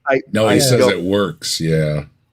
Yeah, About it it was like working, yeah. Anyway, I do have to step back though, because it's interesting, because the band U2 was actually labeled as a Christian rock group when they first came out. were they? Yeah, U2 was considered a Christian rock group. Well, if it's clean, if the language is clean and you aren't talking about, getting down on some booty or something like that. Well, no, the Doobie Brothers. They'll put it Doobie- over there, Well, the Doobie Brothers weren't considered Christian rock, and they did the song "Jesus Is Just All Right with Me." Yeah. So yeah, it is kind of interesting, but I think I think it might just depend on because U2 was coming on to Ireland and shit. So There's a lot. I mean, Zeppelin mentions Jesus. Black Sabbath mentions, I think Jesus. If not, it mentions God and Satan and everything. And a lot of stuff in the music there. Yeah. I mean, you may not like how they're using it in the song, but it's in there. My psychedelic recovery group this week, they found out that I'm an atheist. Uh-oh. And I couldn't believe it. There were only 4 of us in the room, but all 3 of them were. Yeah, no. How can you be an atheist if you do mushrooms? It's like heroic. You just sit there, what the heroic dose, heroic after Yeah. heroic dose, and still no joy. and still baby. be an atheist. Yeah, it's like No joy, baby. There it's is like, no. well, I have not seen a gray old white man with a big burly beard in the clouds. I have not Right. seen it. no. No, that's not the Well, God that you're looking for. I haven't seen any. Well, here's how that works. If I take a substance that makes me fucking hallucinate and see patterns that aren't there, when I come down, I don't believe the shit that I saw while I was hallucinating. Yeah. Well, why don't you I mean, if believe it? Why do you Well, think I- they call it a fucking hallucinogen? I saw the face. I saw my face's cat melt off. But when I came Yeah. to, the cat was fine. There's a reason Oh my- not to believe everything that you see when you're on those Well, things. Dave, what the fuck did my cat turn into that one night? I closed my eyes and he turned into this like pixelated fucking and then I opened my eyes and there was my cat. Yeah. I remember something about your Jesus blanket story or something was Oh, the Jesus looking blanket, at you or something. Oh, and the Jesus bunny blanket. said Scott asked me if I was okay. He was checking on me and I said, "Are you the bunny? Oh my Are you the bunny?" Are Well, you the bunny? Kafai's there. He'll tell you right there. Yeah. Oh yeah. You see, It God wasn't when it wasn't a heroic dose. It wasn't enough. You need to eat that whole dang field, man. I mean, you need to eat that mushrooms Yep. until it's oozing out back out your nose and everything, and then you're full, and then Oh yeah. then Yeah, you'll so find God. Kafai- Then you'll find Kafai- God. Yeah, when you start licking the fucking schmuck off the back of the divider window of a taxi cab, and you go, these schnozberries taste Schnozberries taste like schnozberries." schnozberries. Kafai doesn't think I've taken enough I'm drugs yet. freaking out, man. I haven't taken enough. You It's are- like you are- Kafai. I'll you tell are, you some you fucking are stories. freaking out. Man. Man, He we challenges were just that I saying had we're due to watch that again. littering That littering movie, and every time, it's funny every time. They think I'm Mexican. yeah, they think I'm Mexican. You're not Mexican? He shakes his head. No. Yeah. And when they're having the threesome or foursome or whatever and stuff, it's just hilarious. Yeah, who wants a mustache ride? Oh, I do. Just throw it in there, and it's just like, what the hell? Who wants a mustache ride? The fucking show is that movie's What the insane. fuck is Kalindi Lee? Kalindi Linney range Uh-oh. dose? You guys aren't even familiar. We haven't manifested to that level yet. Sorry. We got to manifest. We're gonna work on it Saturday, folks. Though we've got Wayne, the toaster guy, making new content. We were just saying, it'd be fun to revisit Wayne because we really like Wayne. Yeah, he's back. We're not. I mean, we like. At first, it was kind of like that, but we like Wayne. Okay, We love Wayne. he's grown on us. Really, we enjoy his content. And I said, well, maybe I'll look through. Because it's been a while. He hadn't put anything out. I said, well, maybe I'll look around and see if something interesting in there. And what do you know? There was new content. So what do you know? We're going to be talking about it Saturday. Yeah. And it starts out, I'll give you a little teaser. The first thing he says is, there's more evidence for God than for your toaster. Yeah. Yep. There So it is. be there. You don't want to miss the beginning. You 'Cause want- that's you the don't wanna miss beginning. it. But we're going to dig deeper into this toaster phenomena. Well, he's got this whole Opposable thing. thumbs. read the Wikipedia page on block time, and he's got this whole thing about you don't need memory.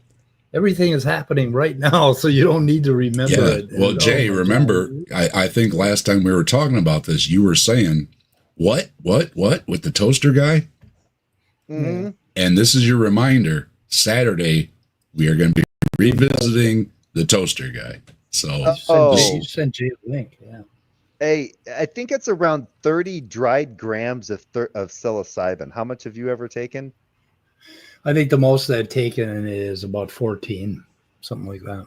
Yeah, ultra high dose psilocybin, but the results are kind of sparse. But I saw something here from the Google results that was like around 30 dried grams of psilocybin. Jesus Christ, why would you want to do that? Holy fuck. I mean, like, fly me to the moon. I had this fucking, Jay, I had this experience where I wanted to lay down, and at least I think I wanted to lay down, and I saw myself moving ahead of myself. I could see my body going and laying down on the Jesus blanket, and then coming back up, and I wasn't sure if I had laid down and gotten up or if I was planning to lay down. So I was like locked in place, and I couldn't figure time out. Like shit was happening I was like out of body, and shit was happening in the future and the past at the same time. And then I was listening to music, and the song in my right ear seemed like even though it was the same song, seemed like a totally different song. So my brain actually fucking split in half, and I was like two personalities. And I'm like, okay. Jesus. I don't even want to touch it. Yeah, and then I realized I had to pee, so I have to get up and walk across the room. It's like, I'm so fucked. At least you got up to pee, so you weren't that toasted. Yeah, well, no, I didn't get up. I slithered like a fucking snake on the floor until I got there and propped myself up. It's like I ain't standing up. I don't even know what the fuck that means. It's like that scene in the Wolf of Wall Street where they take all those, I think they're emals or something like that, and they're old. Okay. And then they take them and they don't kick in, so they keep taking more of them, and then they kick in at one point, and he's just all fucked up.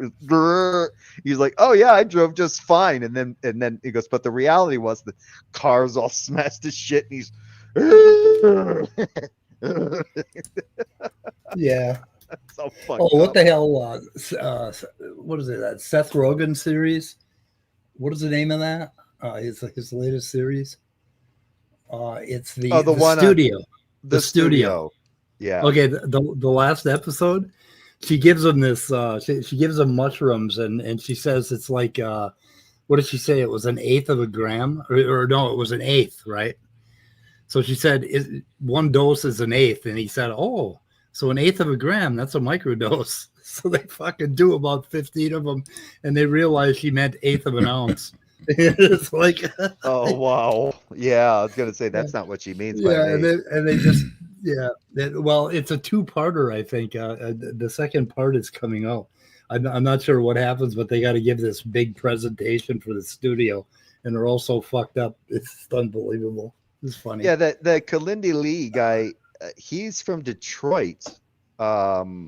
Really? Yeah, he died from COVID. Holy shit. I guess it didn't help him. I had a trivial. Okay, you call 14 grams a trivial experience? What? What did he say? He says I had my 14 grams was a trivial experience. Yeah. And yeah, I love how Cafe thinks there's an objective. Like if that was the case, like, yeah, okay. When I was feeling 2.5 milligrams of THC, no, you weren't getting enough THC to get high. No. Yeah. Okay. Yeah. Okay. That's not the real dose. Yeah. Not the real. That's not the real dose. You can't get high. No one can get high on 2.5 milligrams of cannabis of THC. This guy can. Oh, like, what do you got to do? maybe you should just like fucking. No, I won't say it out loud, but maybe you should do something to your head that totally gets you high, right? Like totally. Like No, drop a fucking brick on it. We used to have that crappy stuff back in the day, 40 freaking years ago too. So Oh yeah, yeah. there those ain't no old- comparison with it today. Hey, Just hold doesn't on. They're bringing they what is it? Acapulco Gold. It's I saw coming that. back. It's still. I saw that. I tried. Tried that a while back. There's a company out here called Heavy Hitters, and they had strain specific stuff out there. They had these drinks. They had Acapulco Gold vapes and all this kind of stuff, and that stuff is actually pretty cool. That's not a bad. That's actually a pretty decent strain. But my favorite the favorite one that I used to have that was strain specific in a gummy was Cherry Crush. Yeah. That thing was nice. That would just mellow you right out, but you were alert, but you were calm at the same time. It was a nice one. We used to get shit back in the 60s, like hashish and some of the pot, and it was every bit as strong as the shit they have today.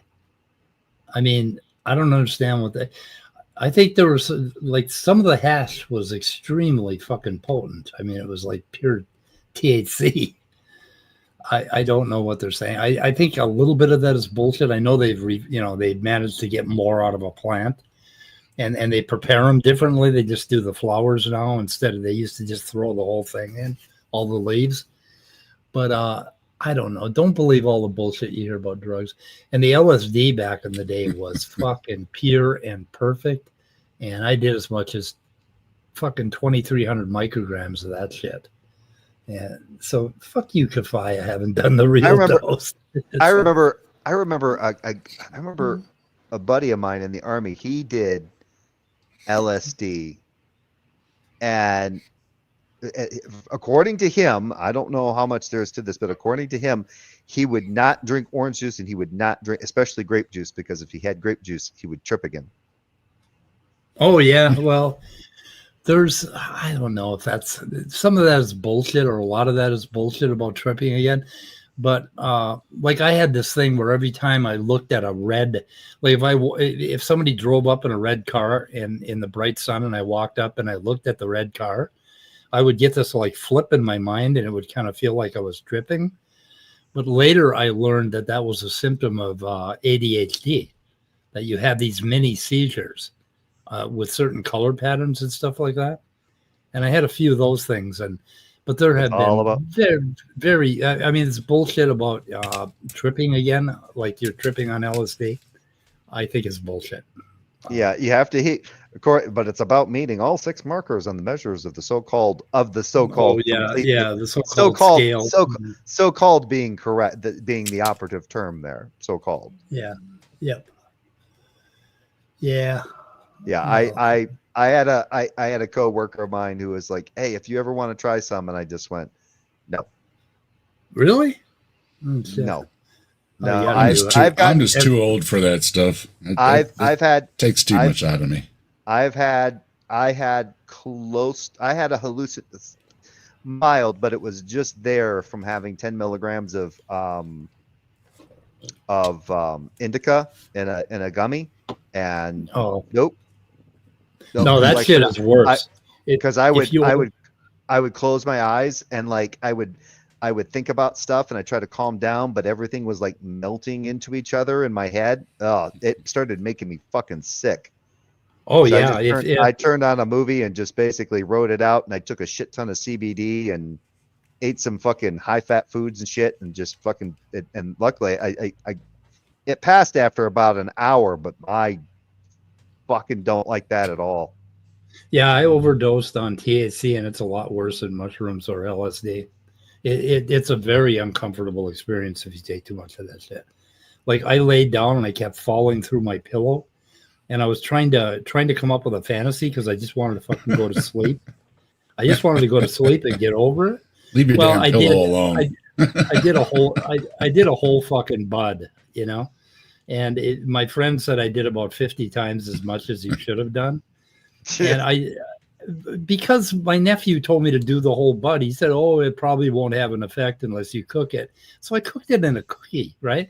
And I just wanted to get rid of the pain at the top of my feet, and I wanted to try it out, right? So I tried it out, and I had 3 buds, and I did one whole bud, and I put it in a cookie, and then I was watching TV, and then I tried to get up, and I fucking was on the floor, and I had to crawl around the room. I couldn't walk at all, and I couldn't go to sleep. It's like, what the fuck? It's best to cook it in fat. Yeah, and I remember telling myself, people that do mushrooms and LSD are pussies compared to the fucking people that do this THC shit. It was just so much worse. I mean, I couldn't get a handle on my thoughts. They just kept flying faster and faster, and it's like, oh, I'm sick. Fortunately, I passed out after 4 hours.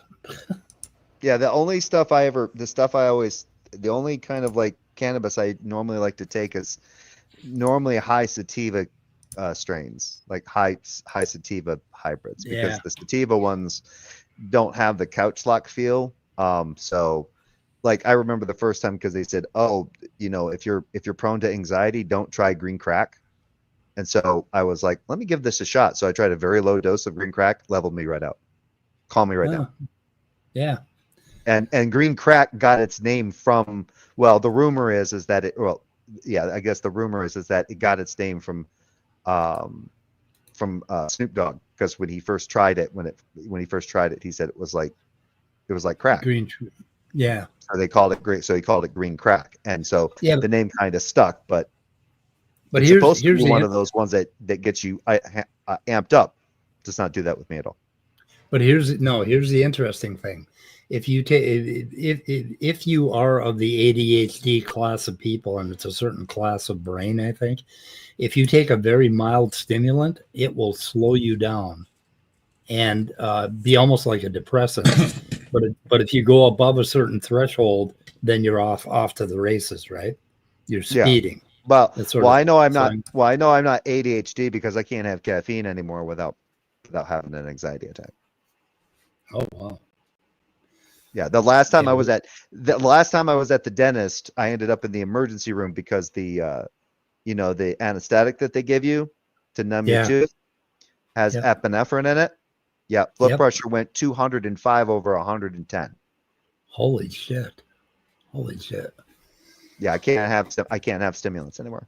Made me sleepy. I already didn't get enough sleep, and I'm sitting in the dentist chair, and they had to do a crown, so it takes a while, And I'm listening to I got my headphones in, I got my phone, and listening to I think I was listening to Joe or something, and I just couldn't keep my eyes open.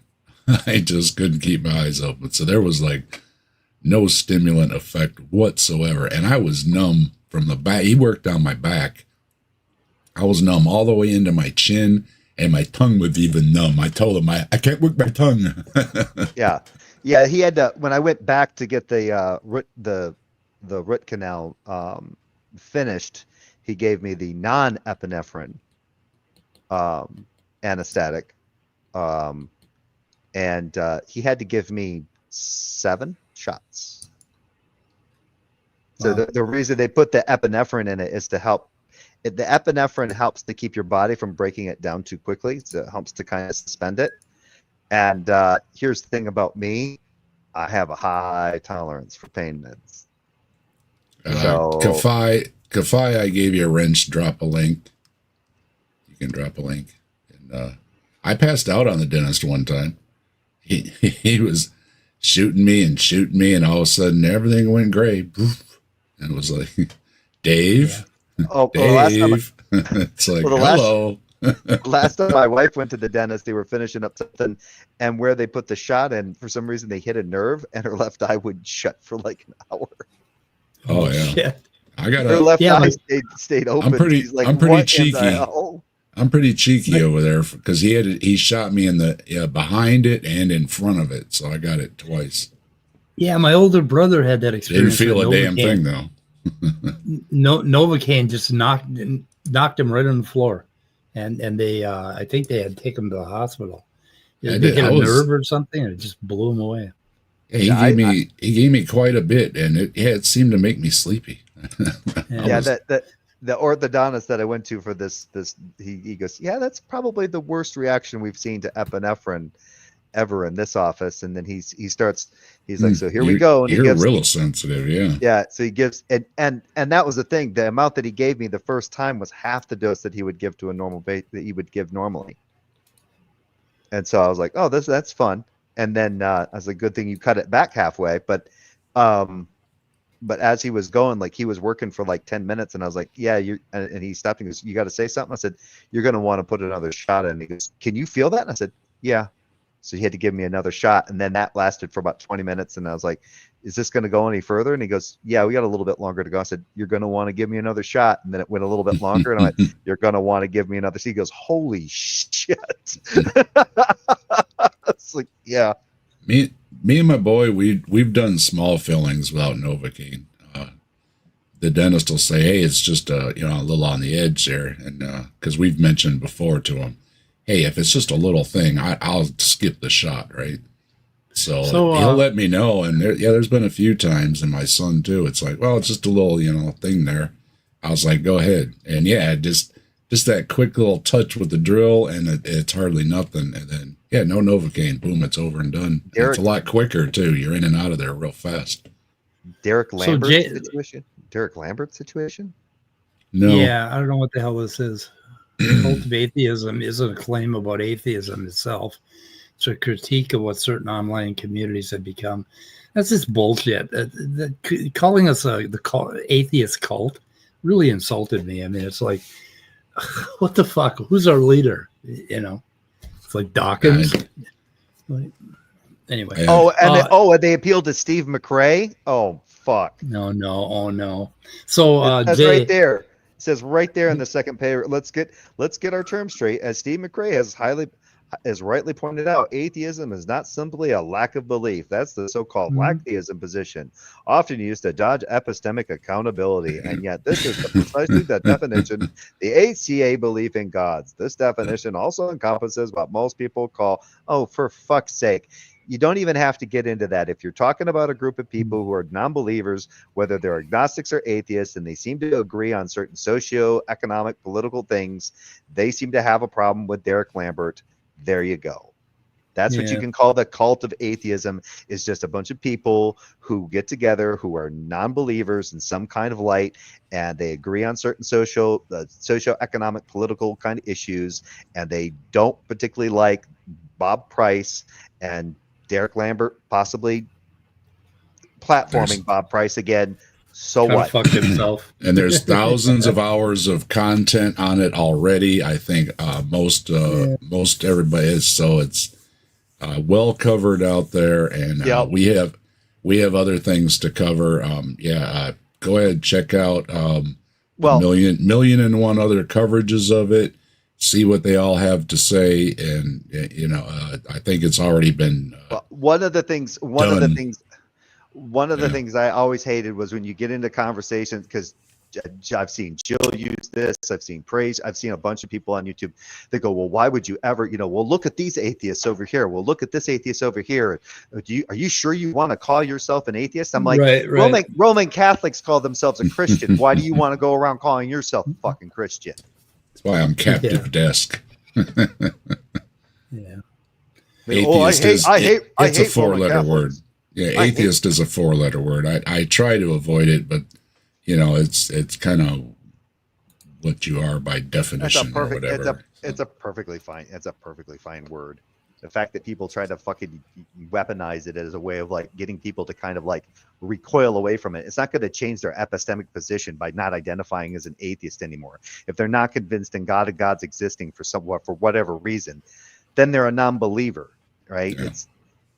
If you think that, well, are there some people that get into this for kind of like some kind of social clout or something like that? Yeah, I'm sure there are. There's all sorts of weirdos out there that do that shit. Who gives a shit? Doesn't matter. And if I say I'm not a believer, people are like, oh, okay, or whatever.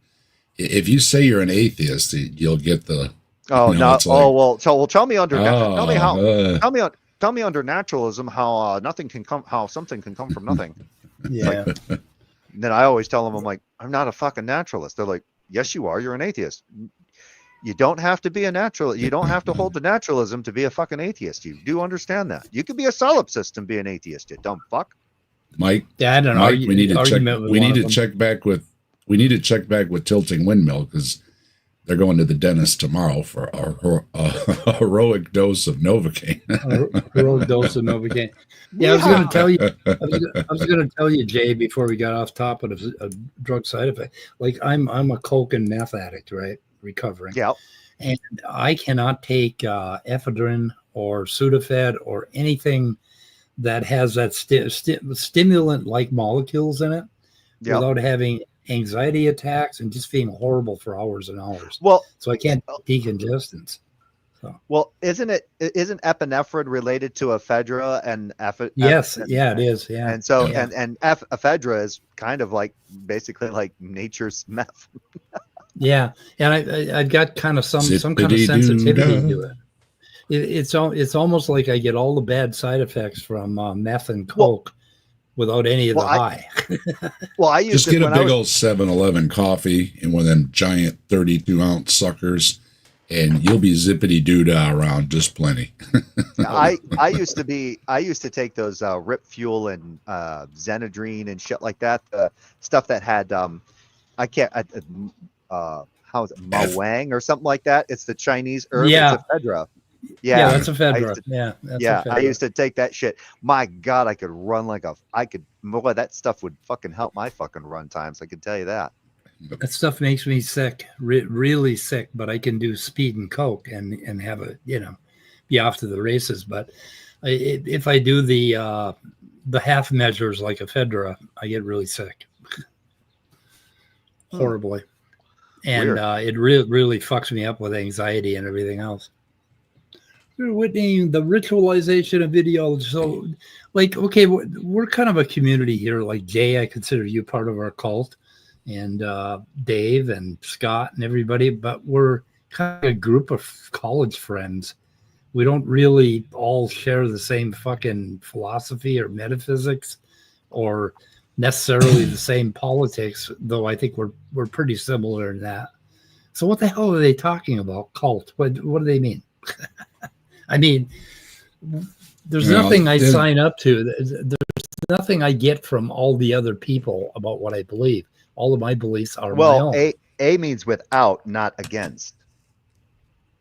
Without, yeah. Hiller's email. Yeah. A means lacking, so atheists aren't. Oh yeah, so atheists Anti, aren't right. anti-theists. Yeah, they would be without. They're not Yeah. against. Yep. Yeah. Oh yeah, ephedrine is horrible. It's a horrible there's thing. lots It can really fucking raise your heart rate. And believe it or I've not, made it I've very met a clear. lot- I hail Bigfoot. Okay, it's always up there. See that? It says all hail Bigfoot, right? No, My email is all hail Bigfoot. Okay, I hail Bigfoot. So unless you're in with us Bigfootists, you don't got a badge and you don't get to decide anything. So I'm sorry. Jay, he said Jay was part of the cult, and then there's a YouTube video. What YouTube video did he share? Jay is not part of the cult. Definitely not. I was reading cafes. He said Jay was part of the cult, and then he shared a video. Yeah, I think that was There was Cafe's talk with there was- AI. Is that what it was? No, there was a stream and there was like 10 people on it or something like that. And Jay was on there and bunch of people were on there. Yeah, Nitty and everybody was all on there. Oh, Like I said, so if I went to a Roman Catholic church once, I would be part of the Roman Catholic Church. Gotcha, Cafe. Yeah. Yeah. As I say, if you don't know what's going on, it all started about a couple years ago, and it's resurfaced because Derek at one time said he wasn't going to talk to this person. Now he says he's going to talk to this person again. So everybody has been talking about it. There's lots of videos about it, and it's kind of reopened some old wounds that they thought were beyond. But then there's also the argument of, well, maybe they've changed their ways. There's all this going on, and I watched the whole thing 2 years ago, and now it's resurfaced. I've seen all the streams. I've been listening to everybody, and You know, I understand all the different viewpoints, and I don't have anything else to add to it. I mean, I think everything's been said about it, all the different views, all the different opinions, all the different things. And ultimately, you know what it comes down to? Don't watch the channel. If you don't like something, don't watch it. Watch somebody else's stuff. Come over to the captive desk and we'll have a good time.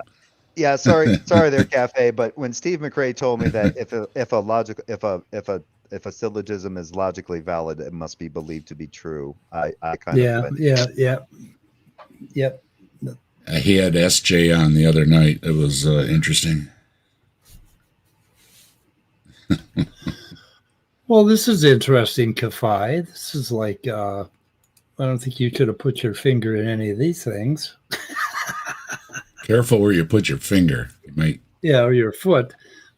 Anyway, you can wash it afterwards. 'Cause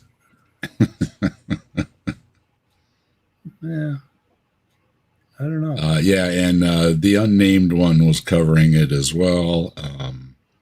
I think everybody has. You know, everybody was covering. I mean, Joe covered it. Eddie covered it. Jay covered it. The other no, Jay, I didn't.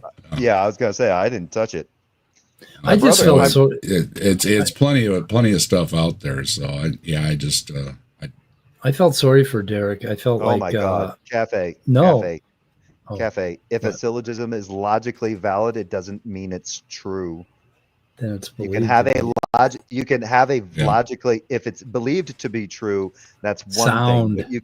But you can have a logically valid syllogism where all the premises work with the conclusion, but none of it is true. Just like I can give a logically valid syllogism for why there is a rainbow-colored unicorn that shits gold bricks in my backyard. Yep, it's The not syllogism sound. will work. Cafe. Yeah, the word is sound. That's what you're looking for. You're not looking for valid. Logically valid covers a whole lot of equations, but sound is what you're looking for. The premises are true, or you accept the premises Yes. as true, and it's I'm trying to valid. critique. I'm trying to quote what you just said about your. Yes. Well, it wasn't really a criticism. It was just I dismissed it because when he first said it, I kind of went, huh? And then I had to think about it for a while. And then I got a Logic 101 book, and there's a nice little section in the book that says, by the way, this is how logical syllogisms work. Yep. They amount to a hill of beans. Most syllogisms that people come up with, and they claim are arguments because there's something wrong with the premises. And when you get to rhetorical logic, which is, I used to have a book, and I can't find it, called Rhetorical Logic, but it dove really deep into, like, when you pop out that first premise, how many sub premises and little concepts are in that, the way it reads rhetorically. Yeah, you can And have that's what implied. You can have implied premises Yeah. within a premise. Yeah, but there's they call them what the hell they call them, some kind of meme. Shit. implied. Oh And no. and Scott is here. And Scott is here. Scott is here. Hello, Scott. Scott is here. Damn What it. call did I join while I was asleep? You're in the Did cult. you get your You're in badge? the woke cult. You're in the I've woke not cult. gotten my badge. Must have got messed up in the administrative side of things. Yeah, the Illuminati intercepted it at the post office, probably. We're And woke usually atheists. the hats and T-shirts are too small for me. Anyway, Yeah, I Yeah, remember. Katie. That's the thing, right? I mean, ultimately, there's a lot. There's a lot of stuff on YouTube, and there's a lot of channels that we've stuck our noses into, and then it's like Jim Boob, and then it's like, okay, well, I don't want to watch this anymore. The fun, it was only fun for a minute. Oh, here's the latest, Big Mouth, right? And then it's like, okay, move on to somebody else, and then as far as obviously, if you don't like what they're saying, which we found out we don't like a lot of what he was saying, it wasn't just stuff about atheists, it was about a lot of other people's. And then it's like, yeah, okay, you probably should, walk away from it. So there you go. The reason I felt sorry for Derek is because I know he's an addict, and what I got out of that whole plea that he did is what we're looking at is some untreated alcoholism, is what we call it. Basically, once you sober up, then you have to grow up. And he put this, he popped this Price video just out of the fucking blue. And I looked at it and I thought you broke up with this dude. And then he goes on and he does this big, long appeal, about how hurt he is that people got mad at him. What the fuck did you think was going to happen? I mean, I felt bad for how naive he is. He is an emotional person. And that's he's good. done it before. His emotions, come out, and I think a lot of that, was in that. And Jesus Christ. I think most people aren't prepared for threats against their family or kids. Yeah, and that gets you obviously going. Well, that's one of those obvious things, right? Yeah, that's one of those obvious things, like when the politicians say, "I'm for law and order," and it's like, well, nobody wants the criminals running rampant on the streets. It's one of those things. Well, yeah, obviously. I mean, the people, obviously, that would do anything like that. Same thing, when somebody said something about somebody of my family pictures or something on Facebook, and it's like, but I mean, like, you're talking about my cousin for, when you get into this, when you're putting out public videos, like this Jason Ezard a long time ago, he was telling me and I forget who the other guy was, Immutable Destiny. He was telling me and Immutable Destiny that he was going to get the Mexican mafia to come and kill us, right? Yeah, and it's like, that's a pretty fucking bad threat, right?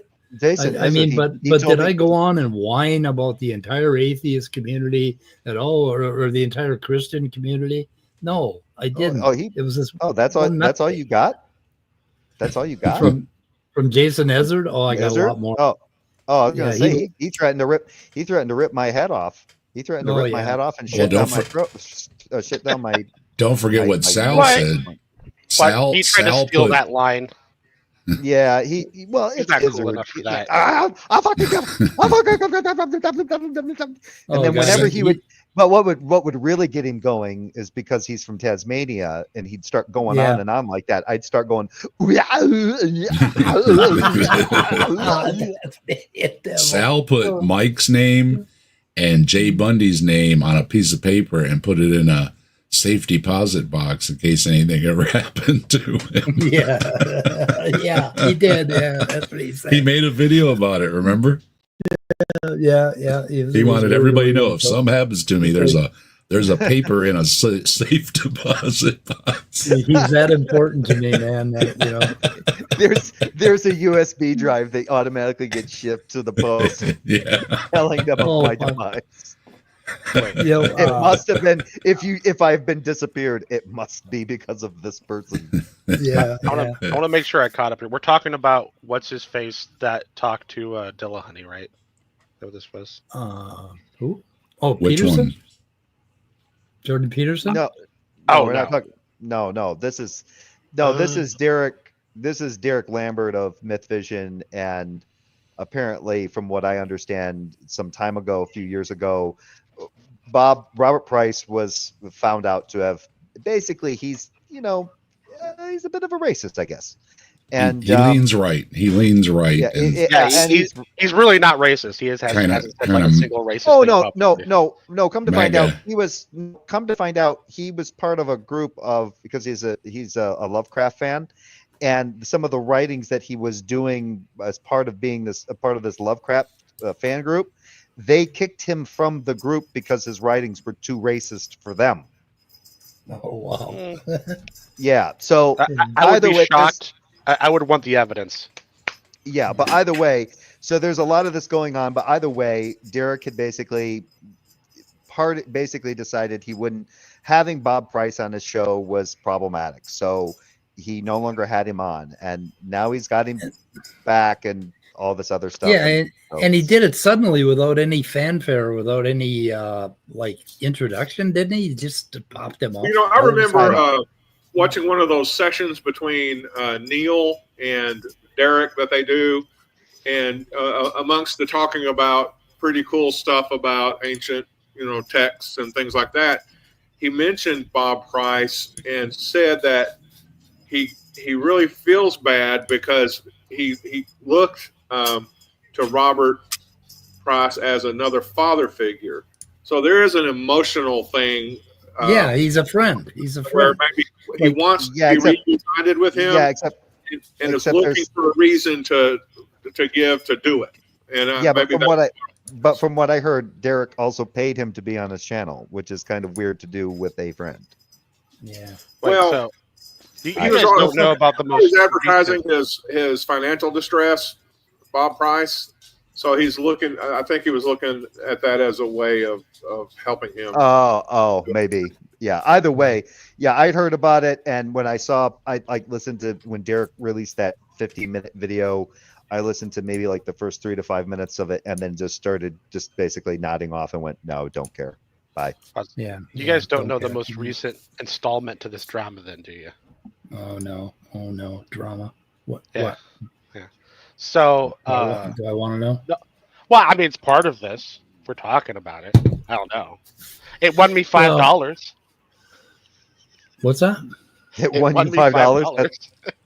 So Oh, there was good. a pool. Neat. Oh, Yeah, pool. I'm sure everyone knows who Gnostic Informant is if you know who Myth Vision is. Yep. Like they're Yeah. like best buddies. Neil. Yeah. So Yeah. Gnostic Informant That's is the on Neil Twitter. that you were referring to. Yep. Yeah. That's Neil. is on, Yeah, is Neil on Twitter Sidlack. arguing with people, ends up arguing with Matt Dillahunty, ends up going on Matt Dillahunty's show. Saw that too. Right? Matt Dillahunty's a giant asshole. I'll say that right now. He shouldn't have done it. That was stupid. But anyway, he goes on and reviews his interaction with Matt Dillahunty on his channel. Titan, Okay. I'm sure everyone here knows Titan. Uranus? Yep. Titan Uranus. I warned them when they made Titan a mod how Titan was. So last night when they were reviewing the interaction with Matt Dillahunty, Titan goes on a tirade in the chat and just starts banning people. Oh. Yeah. You do have to be careful about that with Titan. Yep. Yeah. Wow. He did that on. That's not the first time they've done that. Yeah, he's not. Yeah. Titan wants to enforce a political ideology he has. It's not a good mod. Stop modding him. Yeah. But I think there was one place where he didn't do it, and that's when he was still a mod over at Nate's channel. He just decided that he wasn't going to be a mod on Nate's channel anymore. He's probably a mod on my channel. Everybody is. Nate being Nate the lawyer. Oh yeah. Oh. Oh yeah, I know. I know. There's no way he's going to be a mod on Nate's channel anymore. Yeah. Well, Yeah, he gave it. there's- He gave it up. It wasn't stripped from him. He actually, from what if I remember, a Titan told me he wrote Nate an email and said, "Yeah, I'm not. I don't like the content that you're doing. I can't be a mod on your channel. I'm not going to be a mod on your channel." See ya. Yeah. And they just parted ways. I think I'm still a mod on Nate's channel, but Which Nate is this again? Nate the lawyer. Okay, I don't guess I've ran across this stuff very much. Yeah. What does his name used to be? Oh, Back why in am I G blank? Plus. Yeah, He probably knows him from that other name. yeah. Yeah. Kafai Why am doesn't I- like Matt Dillahunty much. I wonder why. I've Yeah, got to Cafe, ask. bringing up Matt do you- Cafe's triggered now. He's here we go. My favorite person in the world. The mustache look makes him look really old. I think he needs to go back to the Why am I goatee blanking? thing. Why am I Matt has a blanking on- mustache. He shaved everything but the mustache, Okay. and I don't know. It makes him. I don't know. So, when I saw it, I just saw him look it helps really keep his old. up, well, it helps keep his upper lip full when he takes his top dentures out to speak. 'Cause he's got dentures. He's got dentures in his top grill now. So Hey, I'm not here's going to say anything. I just had a crown redone yesterday. My teeth are crap, so I mean. So here's the sucks. thing.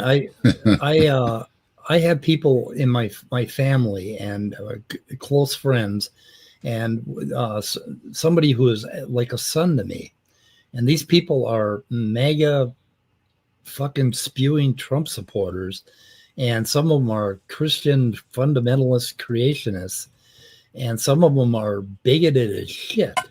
And I mean, I love these people, and you can't get by that part. I mean, it really rips you apart when this happens, when somebody starts spewing bad shit, and you love them, and you're, you know, and maybe Derek is in that position with Robert Price, and it's and we can't sit around and fucking judge other people and what they do with their relationships. What we can judge, do you know what we can and should judge? Ourselves. That's who the fuck we should judge, right? I mean, you don't know what's going on in all this stuff. I think I'm gonna allow him a little you know? space. Yeah, there's hurt feelings because it was kind of like, Yeah. you know, like, okay, this person, you know, isn't welcome. You know what I mean? And now they're welcome back. But what did they do that, you know, we should welcome them back, right? And I think that's one of the questions. It doesn't seem like there was anything that changed. So Well, yeah, if there was some intellectual content, but then what I heard from other biblical scholars is that he really doesn't have anything new to offer. So you know, it was just maybe a bad move, but I'm not going to sit around and hate him for it. I mean, why the hell should we hate anybody for any of this shit, right? But Yeah, I'm just assuming he brought him back into the fold because I think they live like within a couple blocks of each other, Yeah, Mm. yeah. right? Mhm. And Maybe he was trying to get more views, or maybe he's trying to get a different demographic. Because when he came up with the atheist cult thing, though, I will tell him he's an asshole for doing that. For saying I know, I atheist agree with cult. him. I agree. There's an atheist cult. It's not every There atheist, is. but there's an atheist cult. Yeah. Well, there's probably a lot of atheist cults, you know. No, the one he's referring to, it exists. Oh, well, it's a group of people who think a certain way and basically agree with each other, and they're going to go after other people. That's not exactly. Well, remember, you would get. Well, remember, in the atheist cult, you would get schisms. You'd have people. You had the atheists that sided with Steve McRae, and then you had the atheists that were not for Steve McRae. Yeah. Yep. And then there's reformists, and then Yeah.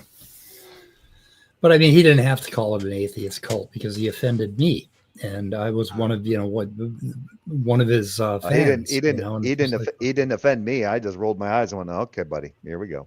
well, he Yeah, probably shouldn't. yeah. He probably shouldn't have offended you because you're probably not in the cult, right? I don't know.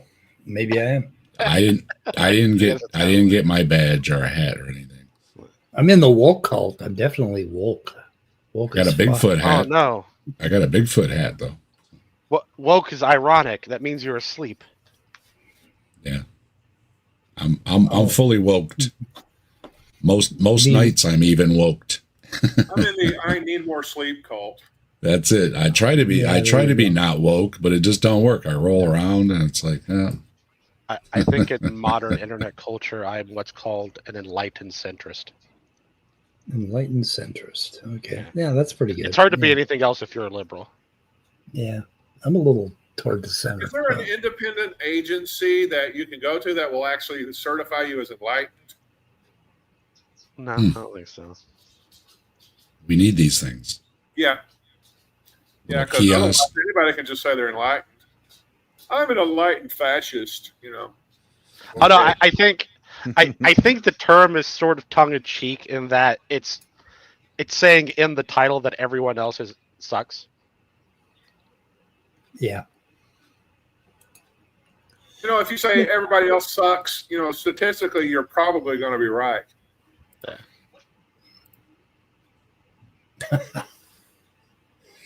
Oh shit. Try to do better, people. That's all you got to do. Well, I am going to. I'm actually going to step out of here. I've got to take the cat to the vet. So I will. Oh be- no. Oh, he's How's not the sick kitty? or anything. Oh, he's. I want to get him checked out for a food intolerance because he's.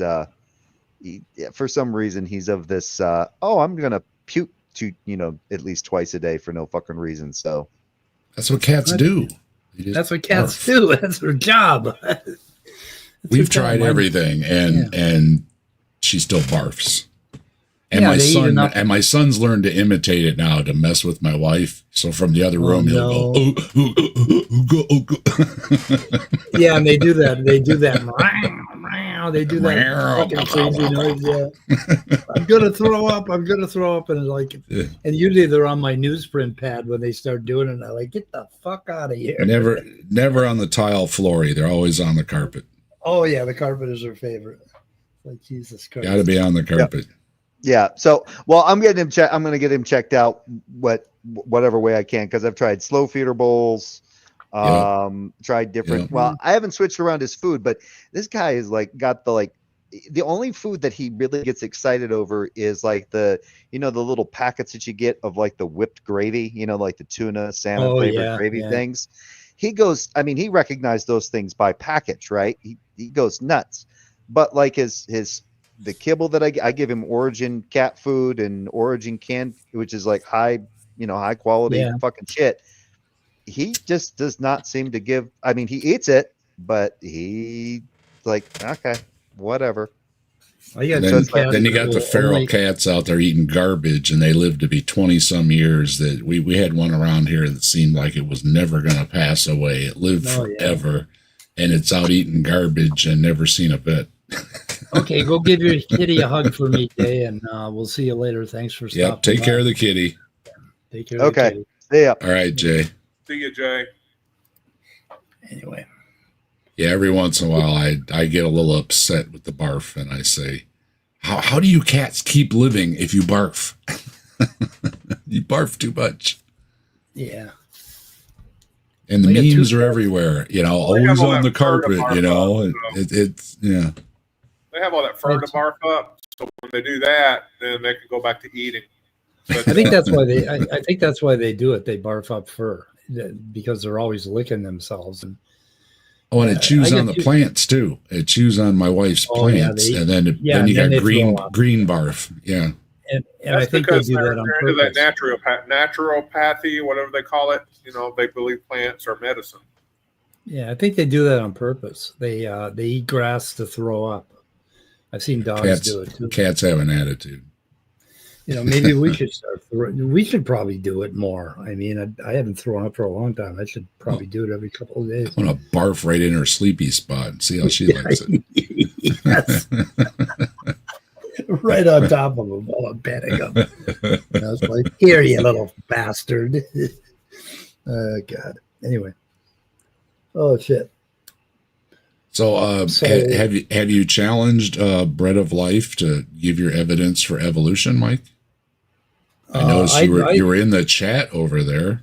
Sent a whole bunch of emails to Bread, and she's not responding to me. I don't know why. she just all she said is that she asked her Christian friend to pray for me with her, so that I find God because I'm hopeless, is what she said. So I'm kind of taken aback by that. I didn't think I was hopeless. Anyway.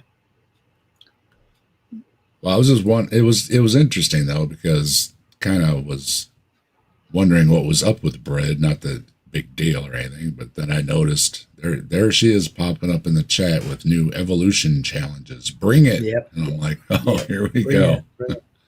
You didn't learn the last time. Yeah. Yep. I should probably do some creationist content because I got a bunch of stuff I want to do on the probability thing, on the chimp identity thing. I've got a whole bunch of I've been studying evolution of particular kinds of proteins, and holy shit, when you do that, you understand what they mean by overwhelming evidence for evolution. When you start looking into the details of the molecular biology of what's going on. And then you listen to these hopeless assholes, creationists, come up with their stupid little back of the envelope calculations. And you realize that they don't know not even a slight little figment of what I know. And they're sitting there thinking that they have just taken the entire field and turned it on its head. And why are people like that? What do they think they know something when they absolutely know nothing about the subject? Speaking of in the know, PZ's back to making videos. He took a little Yeah, he is. Yeah. he took a little break, and he's back making stuff again. Yeah, he's on what do they call it? He's taking a vacation this year from teaching, I think. What do they call that? Hiatus, Sabbatical. sabbatical. Yeah, I call it fucking off. I don't know. Yeah, that's. I said something about, well, can you make my dentist appointment for Thursday, right? And she goes, well, starting on a certain date, he's going to have Thursdays off, and I'm like, oh, must be nice. Yeah. So when I was really, really young and homeless, I ended up having to work for 3 or 4 days a week for the park department because I was getting $70 a month from the government. And so I went to work, showed up for work, and they put me in this big dump truck with this seedy old man. And our job was to go out and pick up branches around town or something like that. So we're like picking up branches, and then all of a sudden he pulls into this parking place, and he just sits there, like not saying anything, not doing anything, just sits there staring straight ahead. And after, I got a little bit nervous. I didn't know what he was going to do to me. I don't know what his plans. I don't know if this is a date rape situation or what was going on. So after about 10 minutes, I looked over and said, what are we doing? And he looks over at me and says, fucking off. And I'm like, oh, this is so much fun. I come down the road over here, and we had taken the truck in to get the recall thing fixed on it, so my passengers are safe now. I've got a new airbag, so it's all taken care of, passengers. Oh. And, so we're coming back, and I noticed there was a cone in the road, and there's a piece of exhaust pipe laying there, and they put a cone by it, and I'm like, okay. And then, okay, maybe they just do that, and they say, hey, come pick this up, And then the next couple of days, we went back through there the same way because we went and picked up the truck, and then I go to the dentist over that way. So I've been backing through on the same road for days now, and that pipe's still sitting there with a cone. So, I was this close to stopping and picking it up. I really was. It's like, seriously, you couldn't throw this in the back of your truck? You put a cone there? There's the city workers for you.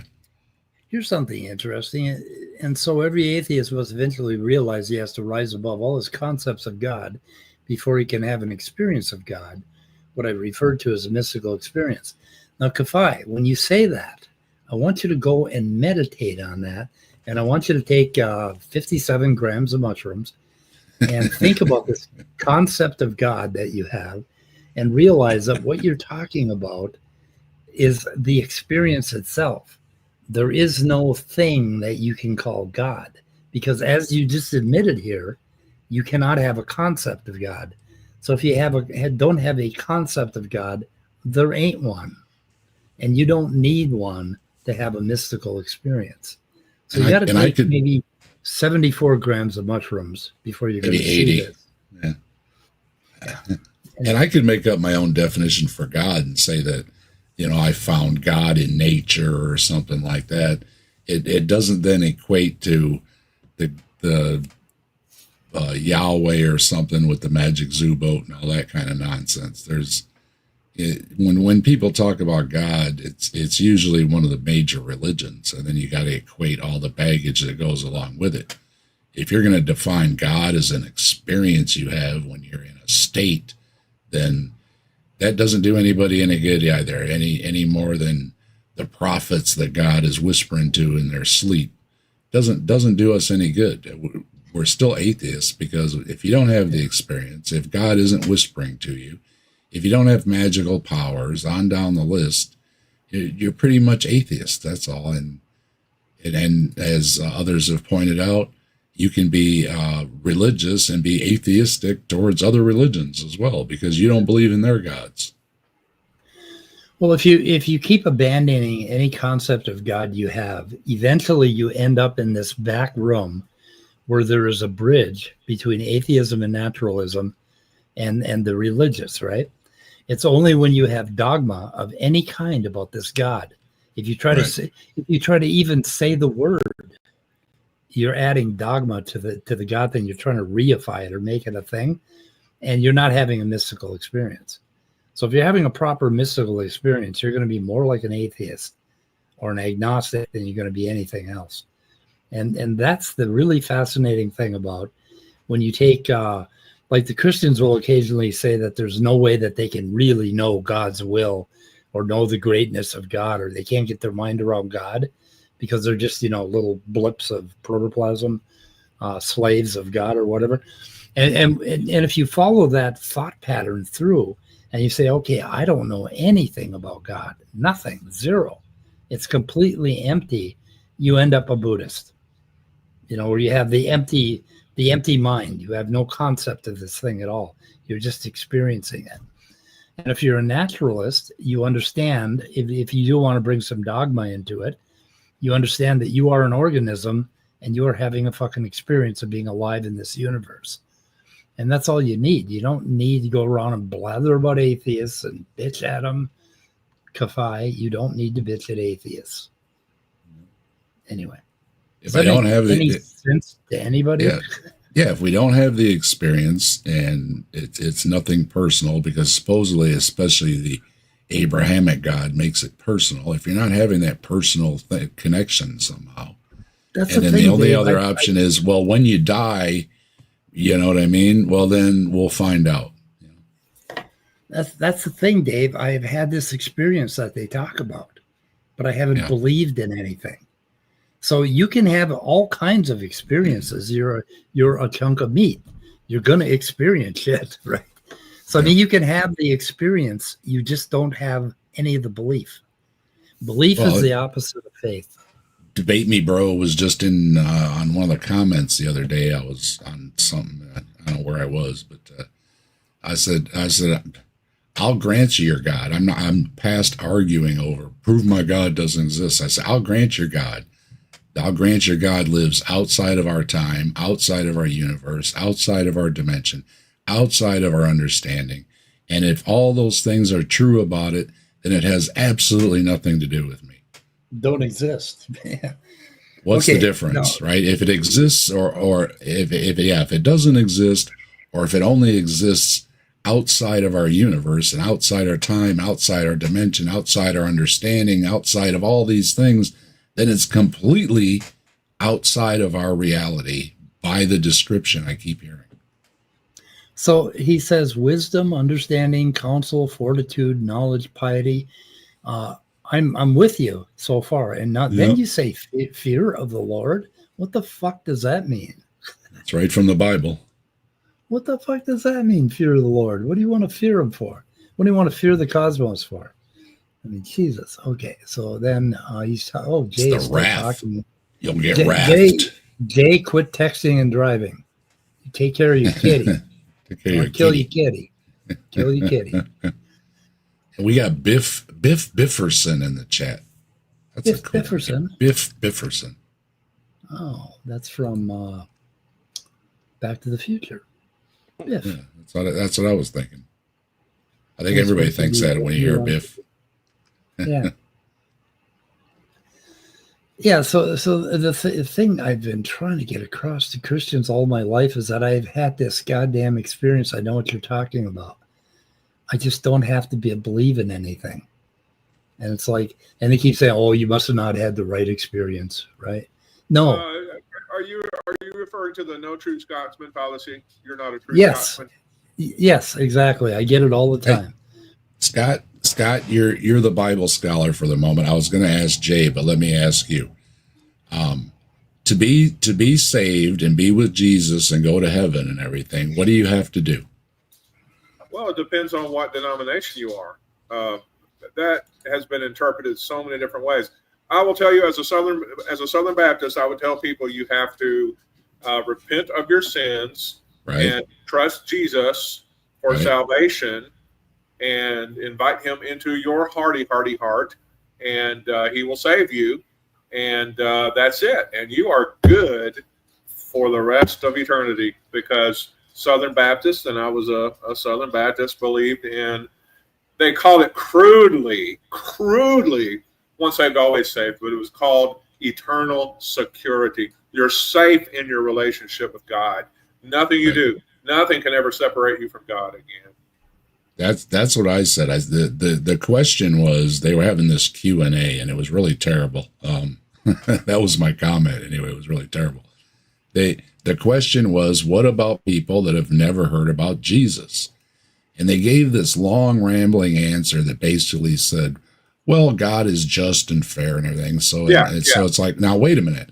So then you don't have to know anything about Jesus or the Bible or anything, and you can still go to the afterlife and say, well, you're all right, and still get into heaven. So then that directly contradicts my understanding, is that, yeah, you have to repent and you have to believe something about Jesus, that he's the Son of God, he was resurrected, super smart guy, whatever you want to do. There has to be something about Jesus, and you have to repent to be saved.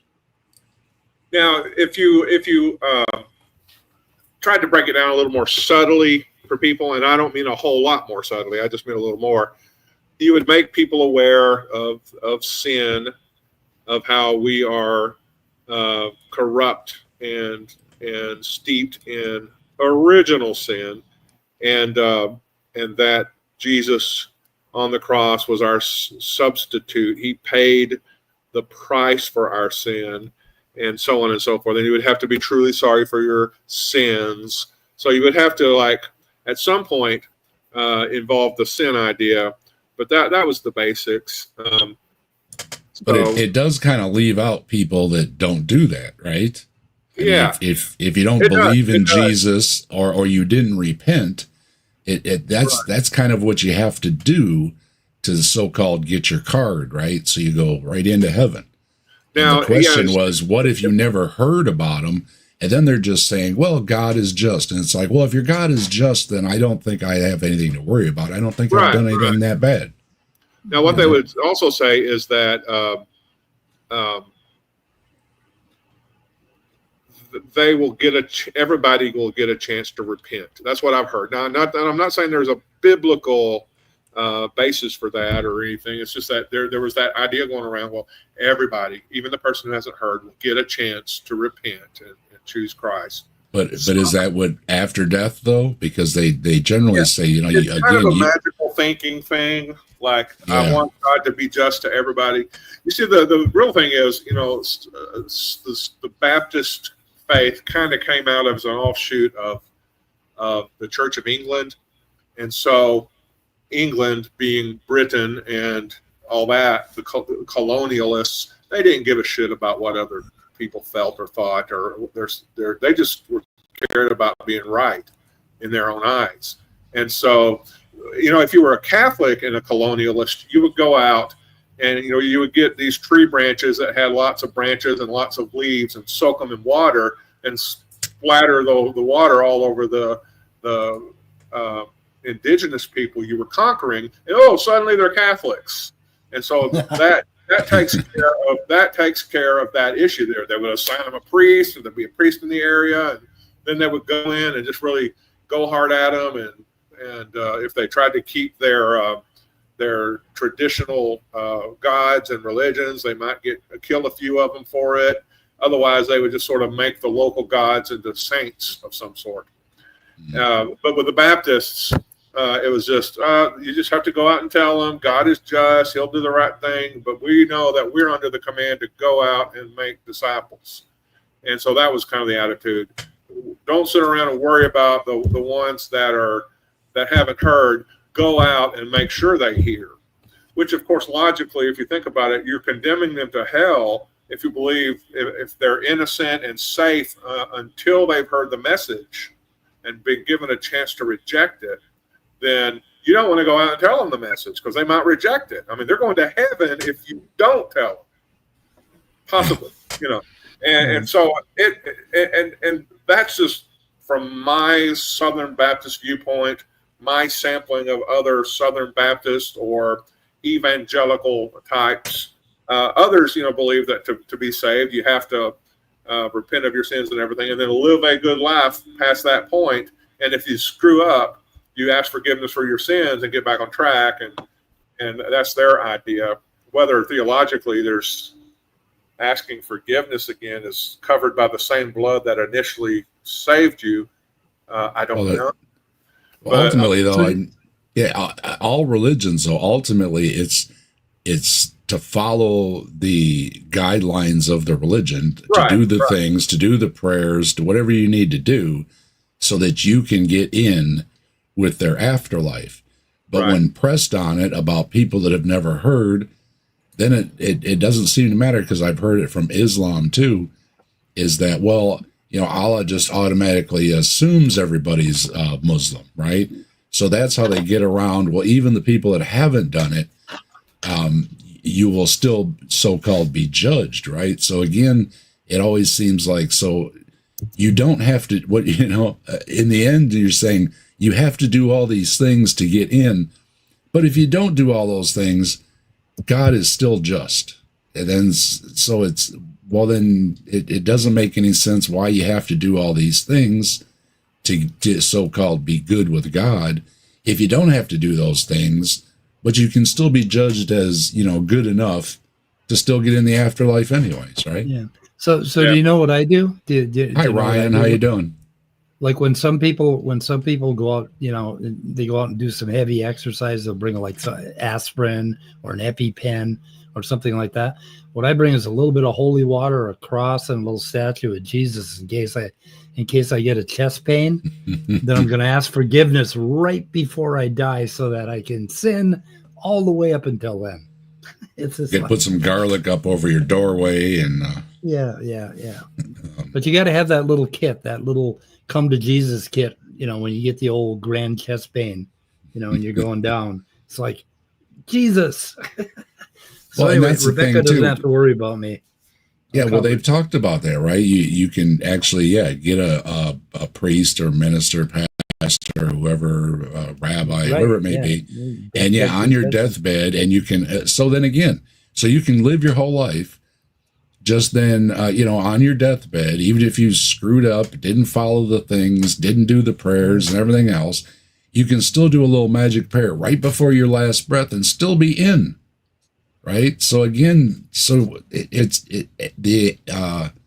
the answer for what if you're following the wrong religion, or if you've never heard about the religion, ultimately comes down to, well, if you're good enough, you're still in anyways. And then why have the dogma in the first place? Why don't you just say, hey, try not to be a jerk and you'll be okay. Right. That's what it's coming down to. I like these two precepts. And if I'm going to be in a cult, it's got to have these two precepts. Don't be a dick, and be excellent to one another. Yeah, I stole that one. I stole that one. But that's a woke cult. That's called being woke, Scott. So you're in the woke cult. But I thought woke. Oh no, it's not. That's the opposite. Oh really? Woke is the opposite? If you're those things, you're not woke. I thought woke was giving a shit about people. I don't know. No. Woke is separating people into fuck you and not fuck you. Oh, well, I do that too, but guess I ain't so woke. Yeah, but is it like 90% of your personality? Well, there's a lot of people I won't fuck, so I don't know. Oh, then you're fine. Yeah. But I got a lot of fuck you people, but still, I mean, I would, I'd brake for them. Like if they ran in front of my car, I would step on the brakes. So am I woke if I step on the brakes? No. You're so woke. Gosh. So woke has become the opposite of the principles that woke used to be. So now we're going to redefine. Yeah, pretty much. Woke, you're supposed to be aware. Yeah, you're supposed to be aware of injustices, and then it was kind of for racial injustices, and it got expanded to just injustices, right? It shouldn't be for whoever it is. It should be injustices. And then it morphed into white people are the devil. Yeah. now we're the devil. Yeah. Yeah. So it's not being about, basically not being racist, and started being about being racist. Hey Ed, you got Ed in the chat. There's a former preacher. He knows all too well. Being racist against racists. I mean, that is a horrible thing. No, being racist against white people. It doesn't matter if you're a racist white person. No, racist against white people. Okay. Yeah. Whether the white people are bad or not, it They're just all together. Well, that kind of defines my entire life. I've always had a self-esteem problem. So The rabid atheist, Ed. People do work hard to get their loved ones into heaven. Sometimes those loved ones fail. And I have preached the funeral for a person that I pretty much figured was in hell. And what I basically did was took aspects of their personality that were more or less like what people believe Jesus to be, and would say, "Oh, this reflects this in their life, and they were like this, and he was this way, and that just reminds me of Psalm 20 whatever." And because and so no, you never say that they're in hell, but you try to say nice things about them anyway. And kind of the approach. Yeah, that was the thing. I didn't want anybody to say anything about my mother that didn't know my mother, and the priest was really cool. He said something, and I said, "Hey, don't worry about it." I didn't know your mom or anything, and I said, "Don't worry about it. I got the eulogy. You're just here to do the prayers." He goes, "Got you covered," and we were good to go. So I did the talking, and he did the ceremony. We had it down. And of course, I no longer believe anybody is in hell, because I just don't think there's any reason to believe such a thing exists. My mother had the Catholic things. She said she wanted to be buried with her rosary, everything. So I made sure she got the last rites and the prayers and everything, because that's what she wanted. So I made sure it was taken care of. that really pissed me off at my mom's funeral. This minister got up and talked about her like he knew her, and he said all these things about her that were so not true. Yeah. It was just like, no, I just told him basically, give me the sign when it's time for one of the prayers, because I'm not up on all the, the Catholicism and everything. So yeah, he just gave me the sign and did the things, and we were good to go. I say I'm, an evil atheist and everything, but, I respected my mother's last wishes, and we respected my brother's too. When my brother passed, he wanted to be cremated, and he didn't want no churchy religious music. He wanted Metallica. So guess what? We played Metallica. yeah, I actually wore a suit to my father's funeral. And if you know anything about me, I hate suits. But I didn't wear a suit, but I put on a tie. I did put on a tie, yes. Do you know where I got the suit? I got it out of my father's closet. Yeah, I didn't. Not a suit, but I did put on a tie out of respect, because it's the thing to do. You don't want to do it, you don't have to do it. It's just that's. Yeah, so I think I'm going to come up with a plan for my son. Or when I do pass away, and I know I'm using the euphemism for die, but when I do die, I don't want a church funeral. I don't even want a funeral home chapel funeral. I just want something by the graveside, because that's where I'm going to end up anyway. And I want a 6th grader who's like just starting out to play the trumpet badly. Play. There you go. How Great Thou Art, or something like that, just badly. And then maybe the Old Gray Mule or something like that. That was just part of their beginning. I just want somebody to play the trumpet badly, because you know how many times we've been in a situation where somebody gets up in front of a group, and you're just stuck there, and they're awful, and you can't get up and walk away because that would be rude or discouraging or whatever. I just want, because of the irony, the humor of it. Play the trumpet. You could probably contact like the local grade school or something that has a music class, and I don't want their worst student. I want like their C student, one of their C students to come out and play the trumpet. That would be neat. So I want Halls of Illusions by Insane Clown Posse played at my funeral. So. You want the cars in the parking lot to be burnt down? The what? You want the cars in the parking lot to be burnt down? No, but I do want Fago. So I want them to throw Fago on everybody. So anyway. I think we played Wherever I May Roam for my brother. And at my mother's, she was a big Elvis fan. So I played Elvis song for my mom. The funeral homes are pretty cool now. They're all they've got the big database and everything in the audio system, and they give you the list, so or you can bring in your own, and they'll pop it in, and yeah, great audio and everything, and had the music playing and stuff, and it was nice. Better be for the price. But nice folks. I mean, it's a difficult job. I wouldn't want to do it. Funerals are expensive, but I mean, not everybody's equipped to deal with the deceased and all the. If I had my way, I would just have somebody put me through a wood chipper, like on Fargo, and be done with it. I don't want to be an expense to anybody, so I don't want to be a hassle either. Like, why should somebody take off of their schedule to come sit in an uncomfortable setting, in an uncomfortable suit or something? If they decide to wear a suit, I'm not going to make them wear a suit. Obviously, I'll be dead.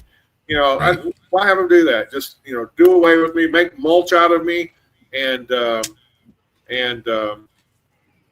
gone. I was gone long before they put me through the shredder. They are having places with natural burials, and there's also a place that's composting people. I don't know how much it costs, but yeah, the natural burial is something I really like. But anyway, the song I want from Great Milenko is "Pass Me By." It's not Halls of Illusion. So I got shot. The murder was heinous. The bullet went in my eyeball and out my anus. That one. And it's about God. It's a religious song. It is really religious. I wash my hair and my face and my butt crack with it because I can. I told my boys to play Amazing Grace on the bagpipes because it's a Scottish thing. It's got nothing to do with a religious thing. It's just I don't know. It's one of those things they play, on the bagpipes at funerals, and it's just always been stuck in my head because of the Scottish blood, So that's just always been my thing. I love the last verse of it is, does this excite you? Think about it. Does it not stagger the imagination? No builder on earth can conceive any structure to compare to the mansions above. Talking about heaven. I don't want any lyrics. I just want some music. The lyrics are not what we playing. I could care less about the lyrics. Yeah. My lyrics are so important to me. Lyrics would be, Jesus don't want me for a sunbeam. Sunbeams are never made like me. When I Go by David Carter. Yeah. Anyway, okay, we got to get out of here, guys. We got to escape. We got to escape this place. We got to skip the call. We're going to need some programming, yeah, I got to get out of that call. Feeling too woke. It's just the wokeness is overwhelming. We'll be in the recovery cult for way too long. Well, it's easy. You just repeat the mantra: "Skin color doesn't matter." Skin color doesn't matter. Yeah, it'll save you. That's the enlightened centrist prayer. And well, if my skin gets yellow, it's going to matter. And let me hold on. Let's pull this up before we go. I've got the latest art here. Oh yeah. Here we go. Where are you? Here's the latest art. I'm trying to see it. You got there it is. It took a second to pop up. This Saturday. Hey, hold on a second. Let me get rid of this. Okay. There you go. This Saturday, we're going to return to Wayne. Wayne's got new content out, and we've covered Wayne a couple times before. We really like Wayne. He's the guy who always looks like he's institutionalized. Yeah. Well, he's one of them. He's not the original, but he's okay. A little rough looking. Yeah. Wayne sounds like he should be institutionalized. But we like Wayne. Wayne has this universal consciousness thing that can appear through your toaster, through your ketchup bottle, and it's a good time covering Wayne. So here's the thumbnail. He's going to tell us what the logical physics of God are, and Oh, of course, logic. Means it ought to be that way if Yeah. everything is logical. and we have, Yeah. of course, toast, toaster, and ketchup bottle, and answers in atheism just question had to real be quick, on the question. toast, right? Does God manifest Himself through Dijon mustard by any chance? Well, the teaser is the first thing he's going to say is there's more evidence for God than there is for your toaster. I just call bullshit on that from every direction. Well, Yep. don't save the commentary. That's that's just letting everybody know you want to be there right at the beginning, because we're going to dive right into it. The first thing he says is there's more evidence for God than there is for your toaster. So this Yeah, is I going to wish be everybody, deep, I wish, seriously yeah, deep. I wish everybody listening right now would type a 1 in the comments if they've ever had a toaster catch on fire with them, whether it be the toast itself or somewhere in the toaster there was a flame for some reason. That would be good to know. Okay, I see a 1 from Answers in Atheism. So everybody, can know this is you're not committing to anything. You're not going to be on a list. Okay, so we got a couple. Yeah. Good. I'm Every feeling now and then. You got to every empty now and that then crumb tray. You got to empty You got that to crumb turn tray. your toaster upside down and shake it. I have Otherwise, caused you get a flame in a toaster in just about every dwelling I've ever lived in. So make sure you stop by Saturday for Saturday Night at the Atheist, where you'll see often similar faces. Myself and Scott and Mike and other folks join us as well. You never know who will be joining us, because sometimes it's even a surprise to us. But we will be covering Wayne. I know Ed out there is excited to hear about Wayne. That's one of his favorites. And it's our favorite, and a lot of other folks. We had a lot of fun covering Wayne, and we plan to have a lot of fun covering Wayne on this episode Saturday at 5 p.m. Eastern at Saturday Night at the Atheists. Okay, boys and girls, we're ending. We're out of here. So goodbye, cruel world. We're leaving. Thank you all. Goodbye, y'all. Bye.